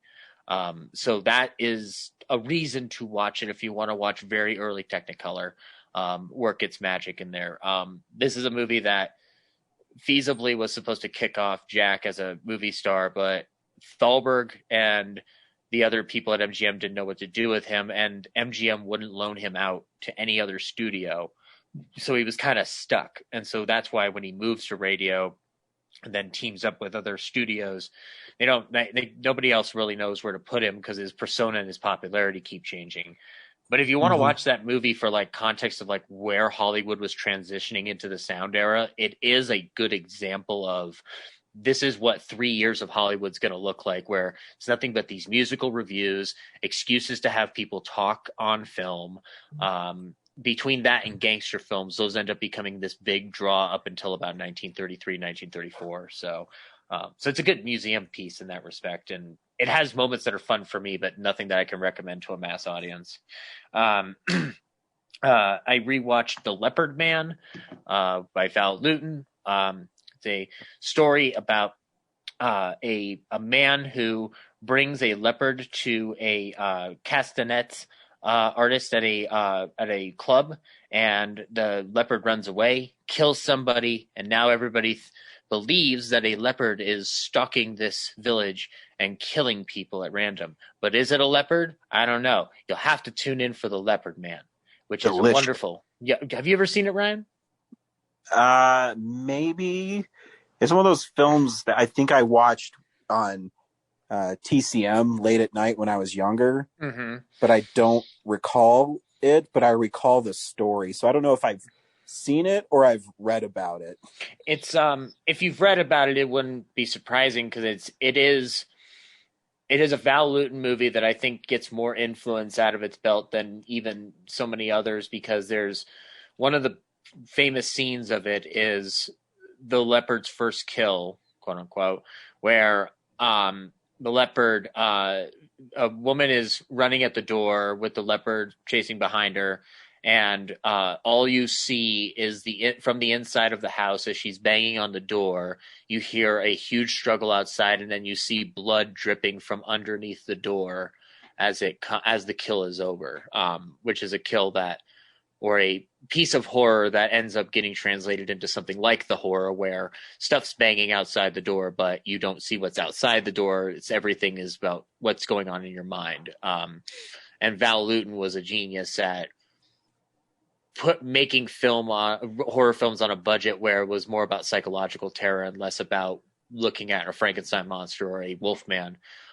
Merit in both, but Lewton obviously had to work with what he could, given that RKO was giving him very little money to do his movies. So yeah, it was a fun rewatch. It's only about an hour and 6 minutes, so if you ever want to sit down and watch it, it's not going to take up much of your time. And then the last thing I watched was I kept up with some more Mandalorian, guys. More Mando. Which ones? 5 and 6. I'm plugging away slowly because the research has been taking up my time. But Episode 5, I really liked it. I don't like the guy who tries to think that he can just pay Mando for his services to help him get into the guild. He's like I called him like douchey McDouche nozzle or something like that. So I loved it when Mando blasted him away, because I'm like, you can't just you can't just double cross the Mandalorian like that. That's ridiculous. I'm already falling in love with this character, and it's only been 5 episodes. But I did like that the gunslinger episode is very much just like, it is very much like a solid, simple Western plot. And I appreciated the way it executed itself. And then the prisoner, which, why is the internet angry that Bill Burr was in Star Wars? I don't understand this. Because he's got a Boston accent. Who the fuck cares? It's a fun space character, mercenary thingy, and I don't care. He's fun in it. He belongs in that universe. My interest point was more in the fact that Clancy Brown plays like a huge devil creature. That was fun. And also just watching them do a prison breakout thing. That was pretty fun. I like it's presented kind of like a slasher film too. Yeah, that intrigued me a bunch. I'm like, this is interesting that they're getting away with this. It's not that like Mandalorian hasn't gone into extreme violent territory, but it is like, it takes you back in places. It's funny. That's a coincidence. He's the voice of Parallax in Green Lantern. It's weird that lined up. Really? On our show. Who? Clancy Brown? Yeah. Really? Oh, good for sure. him. Clancy Brown's having a good 2021 so far. You should just give him anything to do. But yeah, no. So yeah, I'm loving the show. I'm appreciating the hell out of it. I get it. I'm behind, but more than happy to be on the journey now. So I'll keep plugging away at it and report back with more Mandalorian watch. And honestly, given all the love and praise for WandaVision and its homage to early television, I really need to sit down and watch it before I let it get too far behind. That right. Sorry, I just realized remembered Tamura Morrison is Abin Sur in Green Lantern. So weird Mando crossover right now. Yeah. There's a lot of people in Green Lantern that you don't remember. I forgot Mark Strong was in that movie. And Taika Waititi is also in The Mandalorian, although not in the episodes that Zach watched. Yeah. Yeah. Not yet. I haven't gotten to that point. Green Lantern, a launching point for careers. He's in the first episode. He's IG-11. He's Taika's IG-11? Yep. Wow. He was my favorite part of the episode until he tried to kill that baby, and I said, fuck no, robot, get out of the way. You don't get to kill that baby. But I liked seeing an IG unit just lay waste, too. That shit was insane. Did you ever think when you watched an IG unit in Empire Strikes Back just standing there in front of Darth Vader that one day he would be able to pull that shit off? Like, I don't think I would have conceived of that. If you played Star Wars shows The Empire for N64, you knew how that worked. Nice callback. It's one of the most terrifying video game fights I've ever been a part of. I'm trying to remember if I played Zach, Shadows of the Empire. No, you gotta watch the next 2 episodes as soon as you can. I would like to see the episodes. Yeah, I feel like IG-11 now, I think it's the penultimate episode. I'm like, that character's awesome. Okay. Sweet. Well then, I'll keep plugging away and report back to all you Mando heads out there. So yeah, that's all I've been watching this week. I've been watching a lot of Futurama. That's right, you have. My boss gave us $100 bonus for Christmas, and he said, you can give this away to a person in need, and I decided to buy the Futurama complete series. And he was alluding to your friend Zach, who would like $100. Yeah, and I was like, "Fuck that!" And Futurama is so brilliant, and I forgot how much I love Bender and Fry. Are you going back in order? Oh yeah, I'm on the 2nd season now, or volume, I guess they call them on the series sets. Yeah, it's kind of convoluted. It doesn't matter. Yeah, but so yeah, I started at the beginning, and I have one disc left on Volume 2, so it's really fun, and just reliving like minor characters like Calculon, and I love it. You already got past the Valentine's Day episode then? Yeah. My favorite Futurama moment, hands down, is Zoidberg goes like, "Oh, I would give anything to have what you guys have. If only I wasn't so desperately poor." And Bender goes, "People would pay good money for romance? I think I have a scheme so deviously clever that I bang $500 in time served. Stupid anti-pimping laws. Well, pay the man." My favorite like throwaway line in anything might be from Futurama. I haven't got to the episode yet, but it's where they're fishing off Planet Express, and Hermes yells, "My man witch!" It's like so stupid, but so whatever awesome. it is, it's 10 times heavier than a boot. It's 20 pairs of boots. Great stuff. I didn't know that Warner Archive released Leatherface on Blu-ray, so I picked that up and saw his family. I don't know when. I guess it'd be the second Chainsaw Massacre where they decided to go super campy with chainsaw movies, but this one also is kind of campy. It does have a really good performance by Viggo Mortensen in it, a really early performance by him. That's the one that got one of the first of many that got really, really chopped up. In the edit. There's it must have come out on DVD too. I don't know. I remember seeing it on HBO or something years ago, but there's a making of included on the Blu-ray that's from the DVD, because they talk about it being like 13 years since it was released, and the Blu-ray was released in 2018. But anyways, the making of is really great, and the commentary is really great. And they talk about how they wanted certain people to make it, and then the guy they hired, they fired him like 3 weeks into the shoot. And then they realized they had to bring him back because no one else could do what he did. It's a really great making of documentary. The movie is okay. There's some pretty great gory scenes when Leatherface saws this lady in half against a tree. It's pretty great. Classic leather. Yeah, classic Leatherface. So yeah, overall it's like a nice distraction, I guess. I don't know how else to word it. That's the last one of them I've really seen, because I still have never seen Next Generation with that one's horrible. And that's like Kim Henkel coming back to everything, and it seems like it's a shame. I keep on hoping that out. This Scream Factory one will drop below $30, because I'm not going to spend $30 on it. Maybe I'll get it, but maybe I'll get 2 copies and just give it to you and be like, just finish this. It's like your Cary Grant thing. I'm just like, finish this. Right. We talked about, I don't know, so a few weeks ago, Savage Streets was coming out on Blu-ray, but it also was streaming on Amazon Prime for free. So I decided to stream it. And Savage Street is directed by Friday the 13th alumni Danny Steinman, which he actually made this before he made Part 5.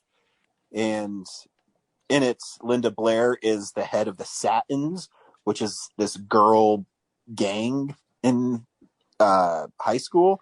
And all these women and men that are supposed to be in high school are definitely in their mid-20s. But her sister is deaf and mute, played by Linnea Quigley. And I like Linnea. Yeah, but there's a party, so she's deaf and mute, and this one of the bad guys. What's the name of the bad guys? The Razors. I can't remember the bad guy gang, but the leader of the bad guy gang is the dude who chops up the kid in Part 5, where he's like, "Well, then forget it, Vic." Oh, so God, that jerk. Oh, yeah. God. So he's the bad guy in this too. To be fair, did we care what happened to either of them in Part 5? No. But I mean, it starts off as kind of like a fun, dirty mouth teenage movie from the 80s. The soundtrack is really synth heavy, and it's not boringly directed like Part 5 is. Mm-hmm. It has lots of neons and like 80s style clothes and things like that. And there's so the first like maybe 50 minutes, maybe an hour of the movie is just these kids at odds with each other. But then they the Satins, what do? They get in a fight with the bad guys at this bar that all the kids go to that can drink. I don't know. And while they're there, one of the Satin, well, no, maybe I remember it wrong. Anyways, at one point, Linda Blair's deaf mute sister gets raped by the bad guys. And then they're at the bar, and one of the Satins cuts the bad guy's face, which he finds her and throws her off a bridge and kills her. And when Linda Blair finds this out, that they both these heinous acts are committed by these guys, she starts killing them all. And that is the premise of Savage Streets. I kind of want to watch this now, Ryan. You should watch it because it's zany and 80s and not that bad. Okay. And I never thought I would see Linda Blair naked, but that's in this movie too.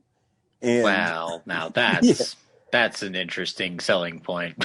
Yeah, well, and it's weird. It's one of the 80s style gratuitous nudity where she finds out that her friend's dead and her sister was raped by the same gang.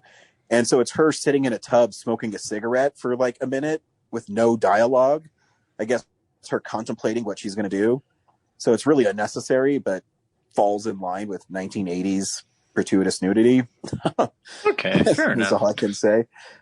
So yeah, that movie was okay. It was fun. There's definitely worse things. I watched a documentary on Netflix called The Night Stalker, where they're hunting the serial killer in California called The Night Stalker. And it's kind of a terrifying, real story about a serial killer in California. I don't know if you guys know the story, but there is no. So it's horrible.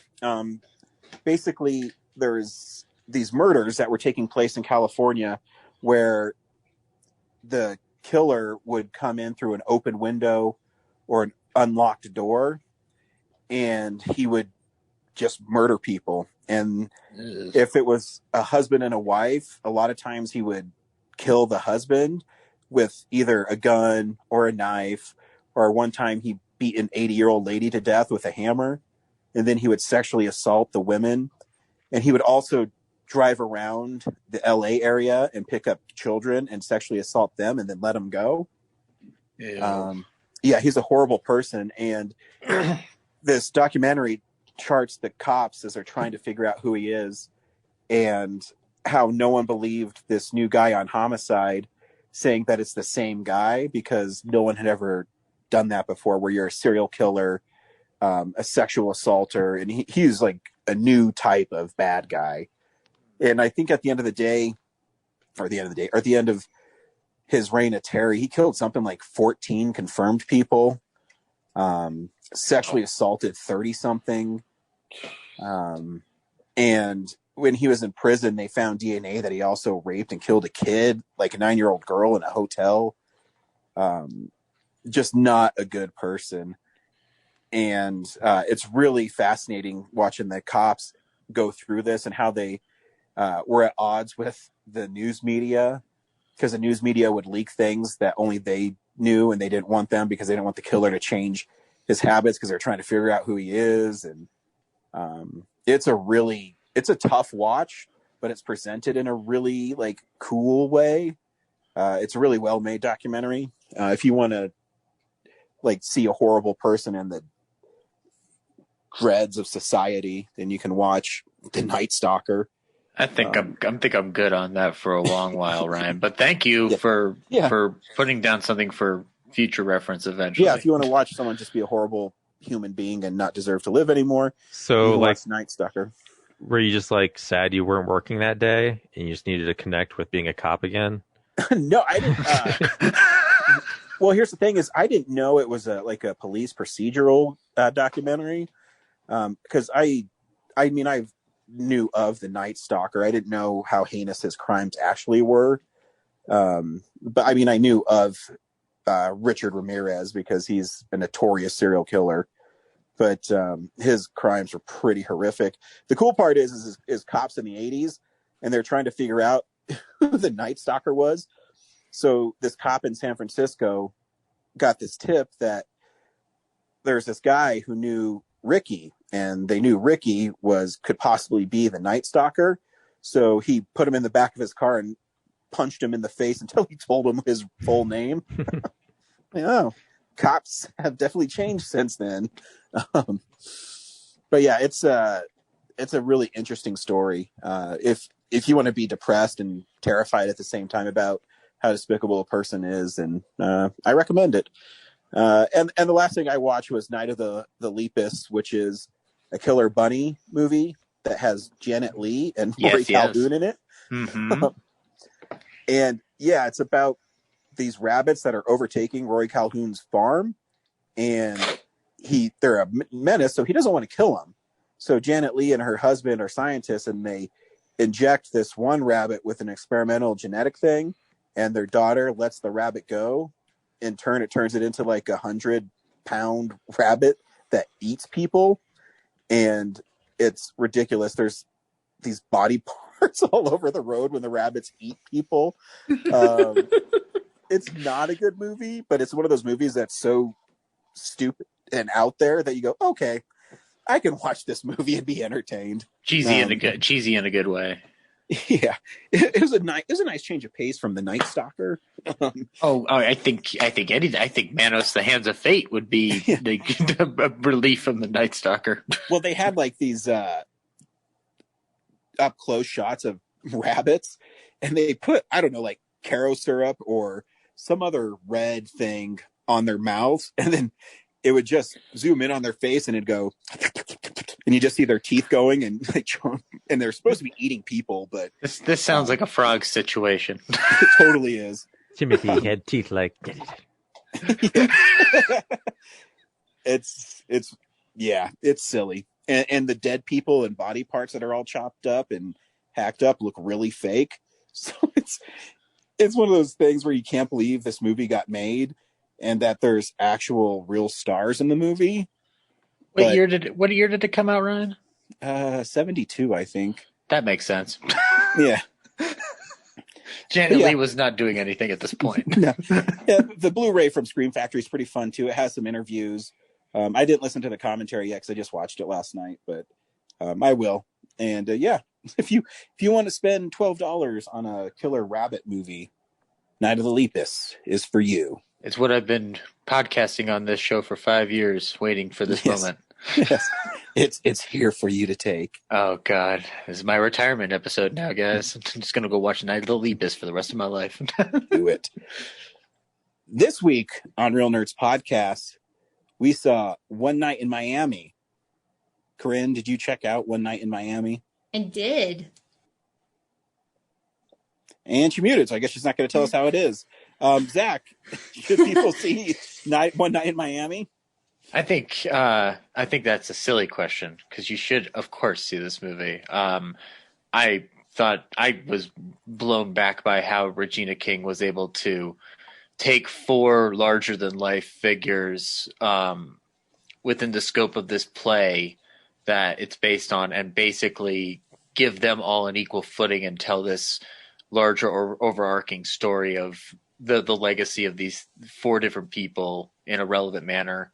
I learned a lot about, or at least tangential knowledge to go on forward about like people like Sam Cooke. And I got more clarification on folks like Jim Brown. And it was very refreshing to see a different take on Malcolm X and Muhammad Ali.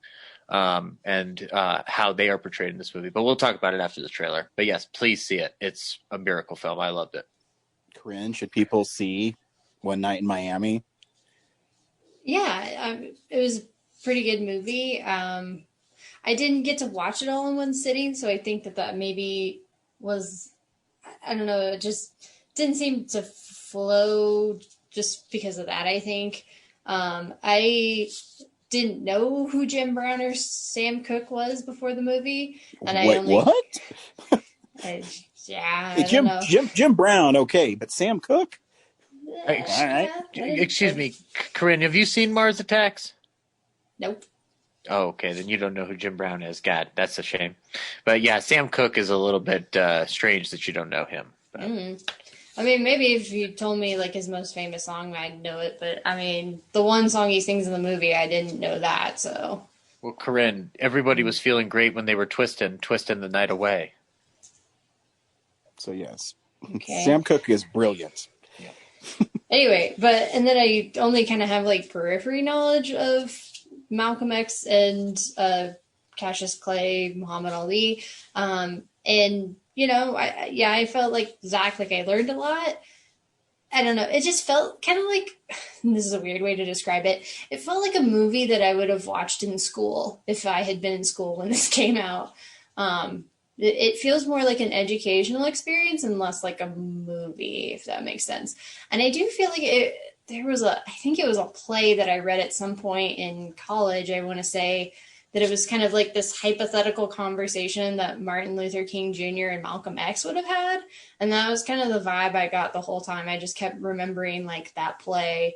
So yeah, it was good. It's worth checking out for sure. Brad, should people see One Night in Miami? So am I understanding that this is not an actual event, but a fabrication? It is not. Okay. I don't know. I want to say it is a good movie, but the middle is quite an endurance test because it's very much has the feeling of you're watching a long scene in a play. It's very much an actor's movie. Like the people, the performances are incredible, but I think it's a tough watch as a movie because that middle section is so long, and it's one room. There's not a lot of visual opportunity for that stretch of time, so I had a hard time watching that. But otherwise, performances, what they're talking about is really, really good. So I don't know. Agreed. Yeah, it was kind of like Ma Rainey, where it's like you could tell it was a play. Yeah. Once you got to that middle part, at least. People should watch this film because I didn't know there were still people in the world who didn't know who Sam Cooke were. So you should definitely watch this movie then. And here's the trailer for One Night in Miami. You brothers, you could move mountains without lifting a finger. Minister Malcolm X. Good news, the chariot is coming. Who's the greatest? That's right. Jim Brown takes the ball. Your record is going to stand the test of time. All together, yeah. The entire city of Miami is celebrating. I'm the new heavyweight champion of the world, and I don't even have a scratch on my face. Oh, my goodness. Cash. On, Cash? Why am I so pretty? Hey, congratulations, champ. I could get used to that. I was made in America, land of the free, home of the brave. This movement that we are in is called a struggle. Because we are fighting for our lives. Welcome to America. This ain't about civil rights. Welcome to America. They ain't giving black people what they really want. What's that? Hey, I was made in America. That's why I'm out here saving America. Power. Black power. I like the sound of that. I wish I lived in America. We have to be there for each other. Heard everybody rich, all I gotta do is run, jump, kick. I'm a kid in your area. I done made it to America. I'm amazed at America. Welcome to America. We kind of touched on it. One Night in Miami is a fictional retelling of 4 important African-American men in the early 60s and their impact they have on culture and the impact they have on not only their lives and their families' lives, but also America. Mm-hmm. And all these men were real friends. I do know that. I do know that Sam Cooke and Muhammad Ali and Cassius Clay, as he is for most of this movie, did hang out a lot. A lot of the points that Malcolm X brought up to Sam Cooke are true, but he was introduced to Bob Dylan's song through Malcolm X. He actually discovered it on his own, and he actually played it a few times live, and it did inspire him to write A Change Is Gonna Come. Mm-hmm. So I am a huge Sam Cooke fan, and I got into Sam Cooke because Rod Stewart is a huge Sam Cooke fan, and one of the greatest live albums you can ever listen to is called Sam Cooke, One Night Stand, live at the Harlem Square, which was not released until 1985 because they thought that when it was recorded in 1963 that white audiences would not respond to Sam Cooke with all that energy of a black crowd, which is a really poor reflection of people back then. I'll be honest. Let's call it what it was, Ryan. A crock of shit. You should have had that album as early as possible. Is that? Yeah, no, that album's incredible. Is that album based on the scene that Malcolm X is talking about that he saw? So the sequence in Boston? Boston, yeah. So no, the Boston thing I don't know if is true or not. I'd have to look that up, but you really should just. I think it's $6 on Apple. Definitely download Sam Cooke live at the Harlem Square. And being a huge Rod Stewart fan, you can hear how he influenced Rod Stewart in that album. Mm-hmm. Because his intro when he comes out is not even a song, but it's a lot like that moment in the movie in Boston where he comes out and he says, "Don't fight it, you gotta feel it. Don't fight it, you gotta feel it." And the whole crowd is like cheering him on and just stomping. It's amazing. It gives you goosebumps. And Lamar Odom, who plays Sam Cooke, is really, really good.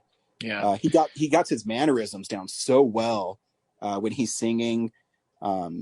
And I really like what I really liked about this film is each one of the main characters has a different experience with being black in America at the time. Mm-hmm. And they're not all wrong, but they're not all right. And I think that's really fascinating. And it's really cool to see Jim Brown kind of be the level head throughout all of the fights that were happening throughout the film. Yeah, it's interesting to look at Jim Brown at this particular point in history because he is a very important civil rights advocate when it comes to sports, especially. And in fact, there's a lot of information about his involvement in the Civil Rights Act and how it pertained to O.J. Simpson's refusal to participate in that.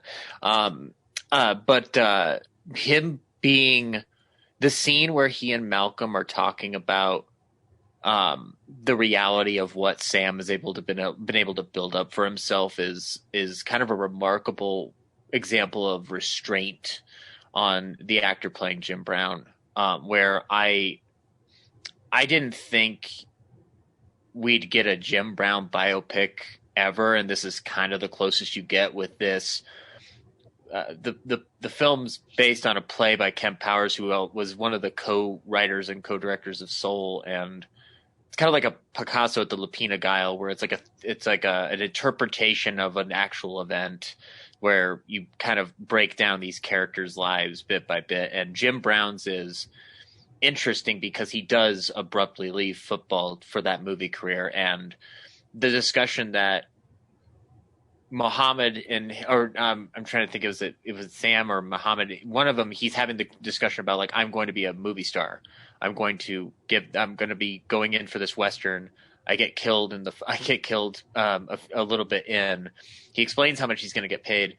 If you know where Jim Brown's going to go 10 years from this point into being like a leading actor in films like Slaughter, like it's kind of like a nice little like nudge in the direction of like, you have no idea where Jim Brown's going to go. And I'm so used to rewatching Malcolm X through the performance of Denzel Washington that it was interesting watching another actor take on the role. And I think that I like how this version of Malcolm shows his particular apprehension and frustration at this point where he's leaving the Nation of Islam, about to go to Mecca. He's being trailed by the FBI and trailed by the Nation of Islam itself. And you can get a true sense of the paranoia and the fear he was feeling. So it was a different type of Malcolm X portrayal that I wasn't used to, but I was really fascinated to watch. And there's scenes in the film that it's very much an actor piece, and I totally understand where Brad and Corinne are coming from, where like that middle act is a bit of a stretch. And there were moments where I felt like it carried on a little bit, but I appreciate that they were able to divvy it up a little bit in certain sections of it. It's not like pitch perfect, but those performances and the way King is able to hook in onto each of them like keeps me entranced enough. And Ryan, I was going to ask you about the ending because I wasn't sure about this. Did he premiere that? I don't think it was a premiere at that point, but did he sing that song on Johnny? Yeah, actually, that is a true story. However, they forgot to record it, so it doesn't exist. And at the time, Sam, like I know him, Mr. Cook, he wasn't sure he wanted to do it, and he was actually planning on singing a different song. So he sang, they started with him singing the first song, I can't remember in the movie, sorry. Mm-hmm. And he was going to sing a different song, but his record producer and arranger said, no, you got to do this one. And it was at that point where Sam thought that he actually had a bigger song than he thought, that because his record producer is all about the hits. Yeah. And while A Change Is Going to Come is one of the greatest songs of all time, it's not poppy. It's a song with soul in its heart. Yeah. It's a political song. Yeah. And they said, no, you got to do it. So they rushed together and found the orchestra, and he performed it. So yeah, that is a real part. Do you think they forgot to record it, or they deliberately lost it? Like, because I kind of got the feeling in that scene that they made him sing again because they didn't want to talk to him. I don't know. That's a good question. I'm not that well versed. I disagree with Brad's interpretation, because the way that Johnny Carson framed the question of it was almost kind of like it was rehearsed, like he wanted to segue back into the song of just kind of like, yeah, I've been writing about like the things going on around me and like how people are feeling and things of that nature. So it kind of made sense that like then you segue into that song that's very much a political song. And Johnny Carson was not one to miss the opportunity to, if he had a performer like Cook on with that much energy, he was not going to miss the opportunity to have more out of him as a performer. And Johnny was also aware of the political climate. He wasn't ignorant to it. So I don't think he would ever try to shoo that out. What's inspired Sam to write the song too was he and his wife made reservations for a hotel in, I forget the state, I want to say Alabama, somewhere down south, at the Holiday Inn. And because of them being black, they were not allowed to be in that hotel. And Sam Cooke lost his mind, and they started yelling, and they went to see the manager. And then when they left and went to a different hotel, the police were there and arrested him for it. And it wasn't until 2019 where the city, I can't remember the city apologized to him for it and awarded him posthumously the key to the city. So It took 46 years for them to admit they made a mistake. 56 years, something like that, which is really sad. But yeah, I mean, I love Sam Cooke, and they harped on, well, harp is a wrong word. They mentioned Malcolm X being assassinated at the end of the movie. Shreveport, Louisiana. Thank you. They harped on, Malcolm X being assassinated, but Sam Cooke was murdered 2 weeks before A Change Is Going to Come was released. So Sam Cook was also murdered, and he's kind of it's a really sad story. And I mean, I did not know that until you just said it, and I just looked up the thing. But I did notice, like, at the end, there was no applause. You know, when he finishes singing the song and you do the fade to black or whatever, like, there was no applause. And I was almost like, that's a little ominous. Like, I don't know. And so then when you said, like, oh yeah, he gets murdered later, it's like, oh, that's kind of why. That could be King's way of alluding to the death, but I do think it is weird, Ryan, that I kind of wish I don't usually like this in movies, but I do wish there was like an afterword in regards to each of these figures, because each of them, Malcolm is a very important figure in civil rights. I will never deny that ever. But Muhammad Ali, Sam Cooke, and Jim Brown all have an immense legacy in that scenario too. And they touch on it in the film too, where Sam Cooke is talking about Bobby Womack's "It's All Over Now." That was one of the most amazing scenes. And Sam Cooke is one of the first Black artists to actually own his music. Yep. And that's why he's talking about, you know, I actually own them, which is a kind of a great moment. And that's the conflict that they have. Mm-hmm. And I thought it was. Oh, go ahead. Sorry. I just thought it was a really interesting parallel between the two, where, you know, Malcolm X is the militant and it's us against the white people. And, you know, Sam Cooke had that great line that, you know, my mama cried when John F. Kennedy was assassinated. And I like John F. Kennedy. And you said that he deserved what happened to him. Yeah. I think it's really powerful because you get both sides of it. Yeah. And it's interesting. I wanted to bring back up again. It is interesting because this is before he gets back from Mecca and really shifts his stance before he's assassinated. He shifted his stance way more towards the Martin Luther King realm of thinking. But at this time, he had made that comment about JFK. Elijah Muhammad had him silenced, which is why he's not, you know, he's more just shadowing and following around Muhammad and, you know, being his spiritual advisor. And actually, I wanted to bring it up. First of all, Aldous Hodge playing Jim Brown is amazing. He's also in The Invisible Man from last year, and he's wonderful in that too.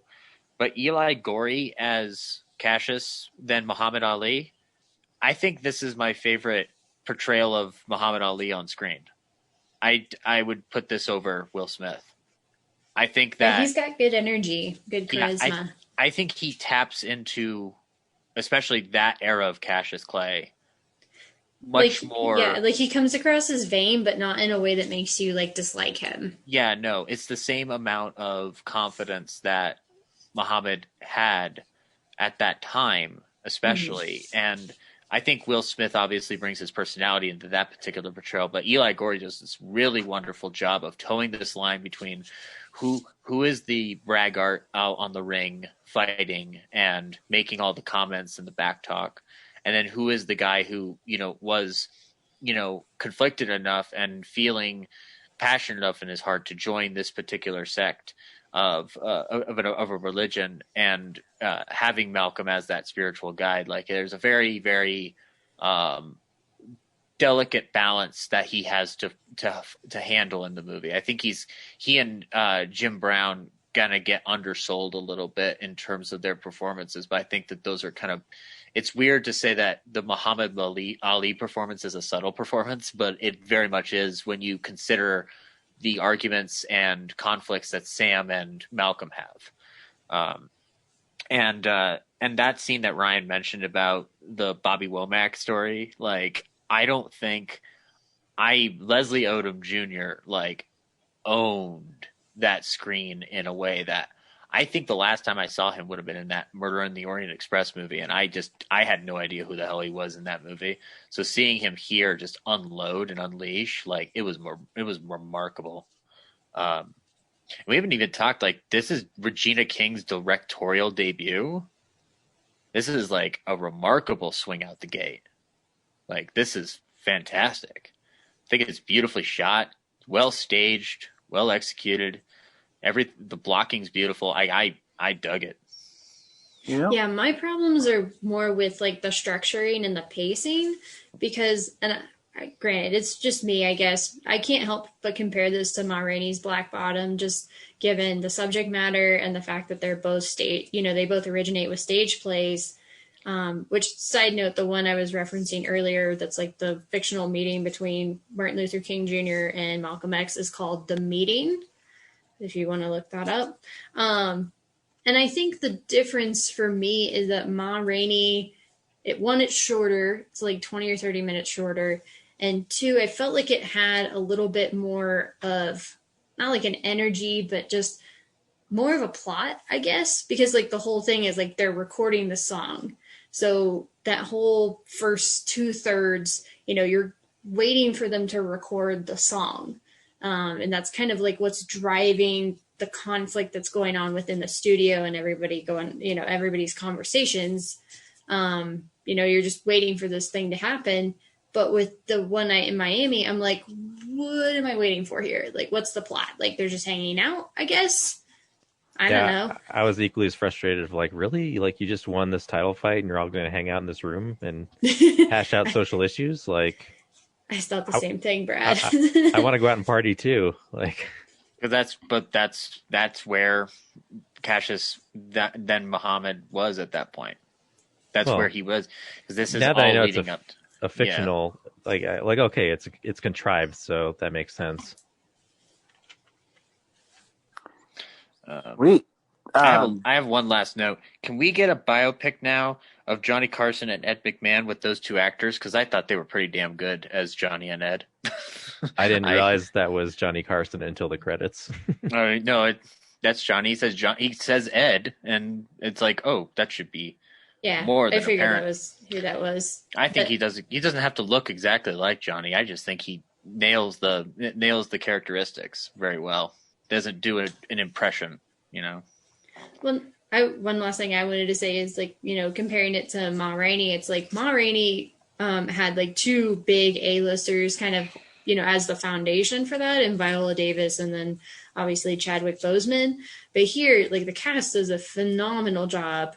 And I didn't realize like the one guy had been in the Murder on the Orient Express. I recognize the guy who plays Jim Brown because I think he was in Leverage or something back in the day. Yes, he was. I was looking this up a second ago. He's in Leverage and he's in a couple of other things.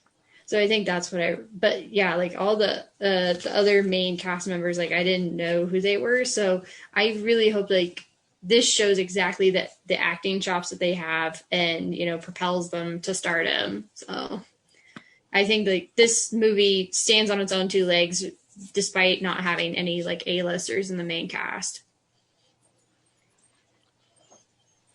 Cool. Next week, we're either going to do the small thing or the little things. The little things. Or Psycho Gorman. We'll see. We'll let you know. Why couldn't we do both? Can we see the medium things instead? If we can squeeze it in. I mean, it's not like we have a ton of movies we can go fill up each week with, so it might be good to pace them out rather than double up. Mm-hmm. I'm not saying like we can't do like I would only say Psycho Gorman now just because it's been out already. So, although I don't know how VOD, like what their schedule is. Like it might be out forever. I don't know, but like Little Things comes out this week, so it feels like there's more time to catch it. Okay, we'll figure it out. Whatever. Yeah. Or we flip them. I don't know. Would we flip? One of them's got Denzel Washington in it, so true. But the other one is an independent film, or an independent-ish film, correct, Brad? Psycho Gorman. Yeah, I guess there's no like big studio ahead of it. Then maybe it'd be a good time to support aspiring filmmaker or like lower level, mid-level filmmakers. I mean, it's not high art, believe me. It doesn't matter. It's a movie called Psycho Gorman. I'm gonna be down to watch this. I'm saying we could do both, but it's just not in the same week. Yeah. I'll look at the schedule. Or we review the album of Sam Cooke at the Harlem Square. I think that would be a cool album. I'm down for that too. Yeah, let's do an album review. It's not a movie. It can be a movie if we dream it. I mean, don't fight it. You got to feel it, okay? Were you there for Film Explosion 2020? Video games and books are films now. James decided that the rules don't apply. At least those have a visual component. There's nothing visual if you're listening to an album, unless there's like something that goes with it. Or your imagination. Yeah, I say, Corinne, you can't close your eyes and just feel the energy. And it also didn't come out this year, so. I mean, but you know what? I appreciate James for breaking down those boundaries, because my number one Film Explosion selection for 2021 will be To Be or Not to Be from 1942, because the rules don't matter no more. Well, at the very least, it were all things that came out in 2020. So even if it wasn't films, it was still like a 2020 list. Yeah, that's true. Actually, I was curious. Is One Night Miami a 2021 movie or a 2020? I think it's 2020 because they got it in for the Oscars. Okay, for sure. Well, that deadline hasn't extended, but I just didn't know if it was supposed to pop up last year, and that's the delays happened. But anyway, yeah. Anyways, but anyway, see you next week. Bye.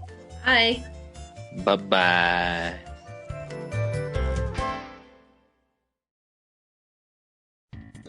Thank you for listening to this episode of Real Nerds Podcast. Real Nerds Podcast is a production of Nebulous Visions Multimedia. Thank you to Sparks Mandrill and Plan 9 Studios for our kick-ass theme song. Also, if you're in the Denver area and you're looking for a cool place to see movies, we see them at the Alamo Draft House in Littleton and now also in Sloan's Lake. Thank you to Colorado Coins, Cards, and Comics for supplying us with all our comic needs, especially you, Andrew. You know who you are. And a big shout out to James's mom. I'm giving you an electronic hug that you can feel through the airwaves. Thanks for listening, and have a nice day.